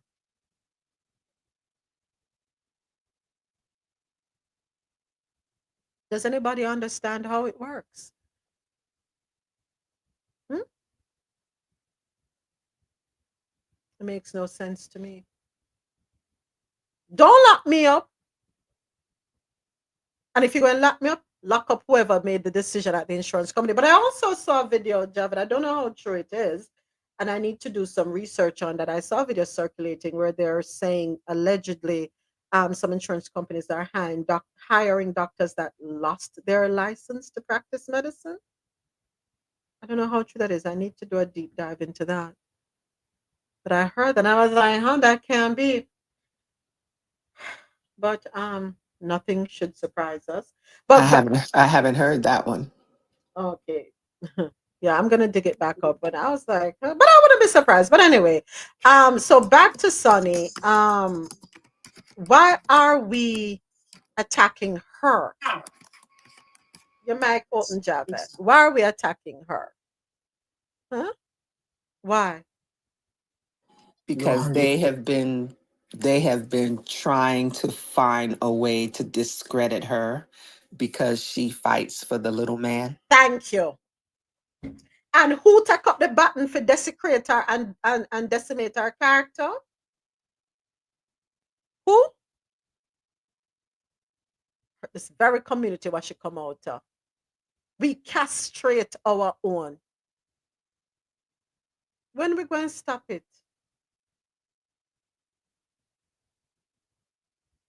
Something is off with this. I find it interesting that this is coming to the forefront on the heels of the United Healthcare situation, on the heels of Blue Cross Blue Shield.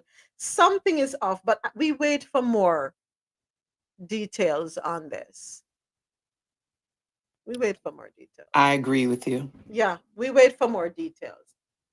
I'm not going to cast judgment. I'm not going to tear this woman down. Kickbacks, as far as I know, isn't that what the pharmaceutical companies do anyway?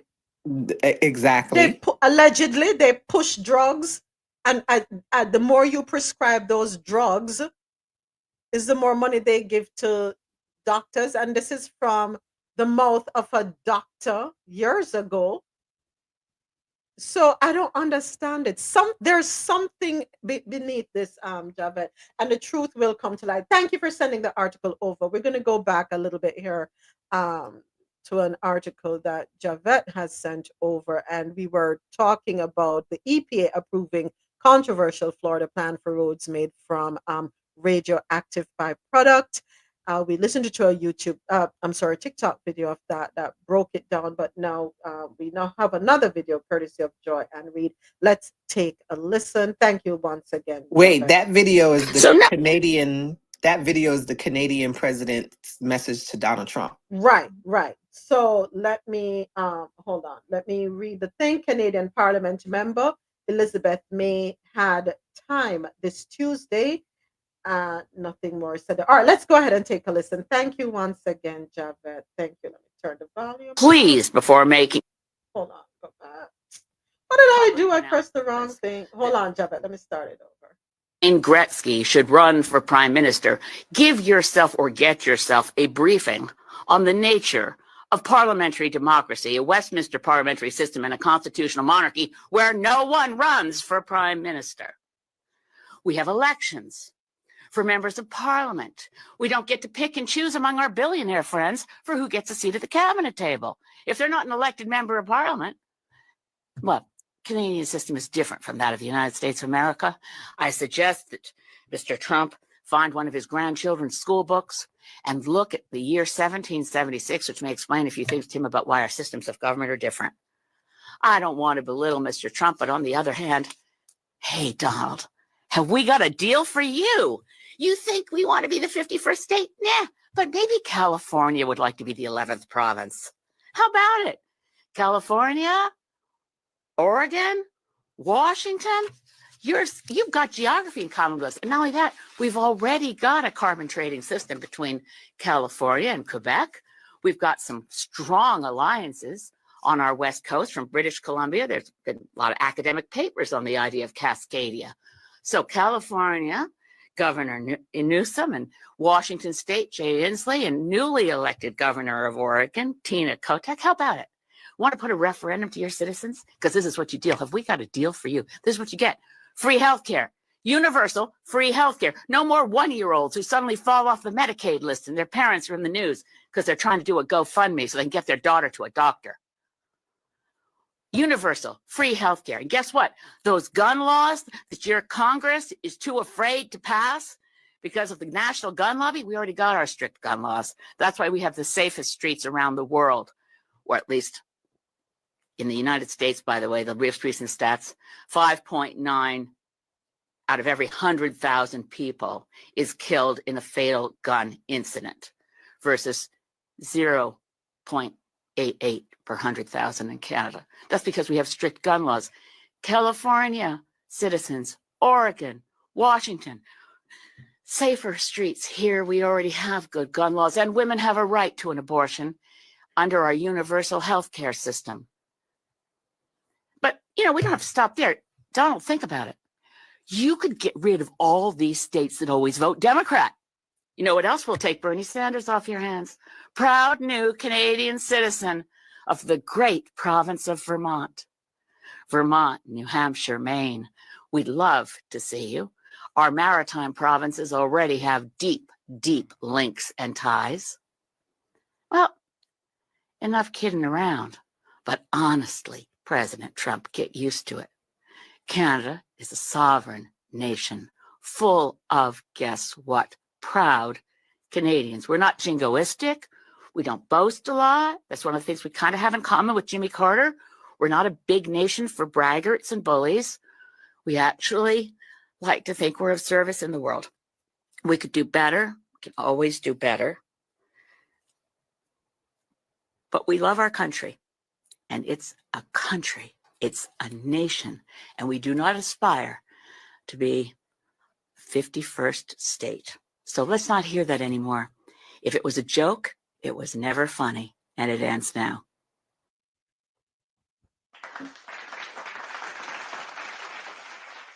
Thank you, Javed. Appreciate that.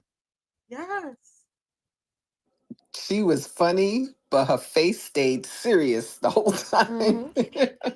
You notice there are two women. I'm sorry, Adesoji. There are two women who are not afraid to face him. Shine Bomb, Mexico, and this beautiful lady, Canada. Go right ahead, Adesoji, before we wrap up on YouTube. No, quick one. I don't understand when she used the word we have deep, deep legs and thighs or something. What? Is that what you heard, Adesoji? Oh my God. I'm listening. I'm an avid listener. I was listening. I was concentrating on my work and I was listening. And I heard, I know, okay. Just got to be a citizen of the United States of America.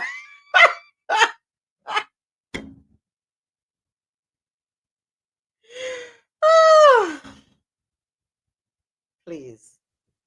Please, Mr. Trump. What was funny was when she said, take up your grandchild's History books. history book. Yep. After 17. Yeah, that was cool. That was cool. Yeah, we don't do that here. We don't do history here. Sorry, we do not do history here. Not at all. Not at all. Not at all. But again, Adesoji, please check the roster, check the appointment book to see if there is going to be any meeting between His Majesty and our president-elect, because there needs to be a come to Jesus moment. There needs to be an epiphany. There needs to be an awakening. And with that said, I want to say thank you to everyone on YouTube for logging on and tuning in and watching Coffee Until World News on the Go.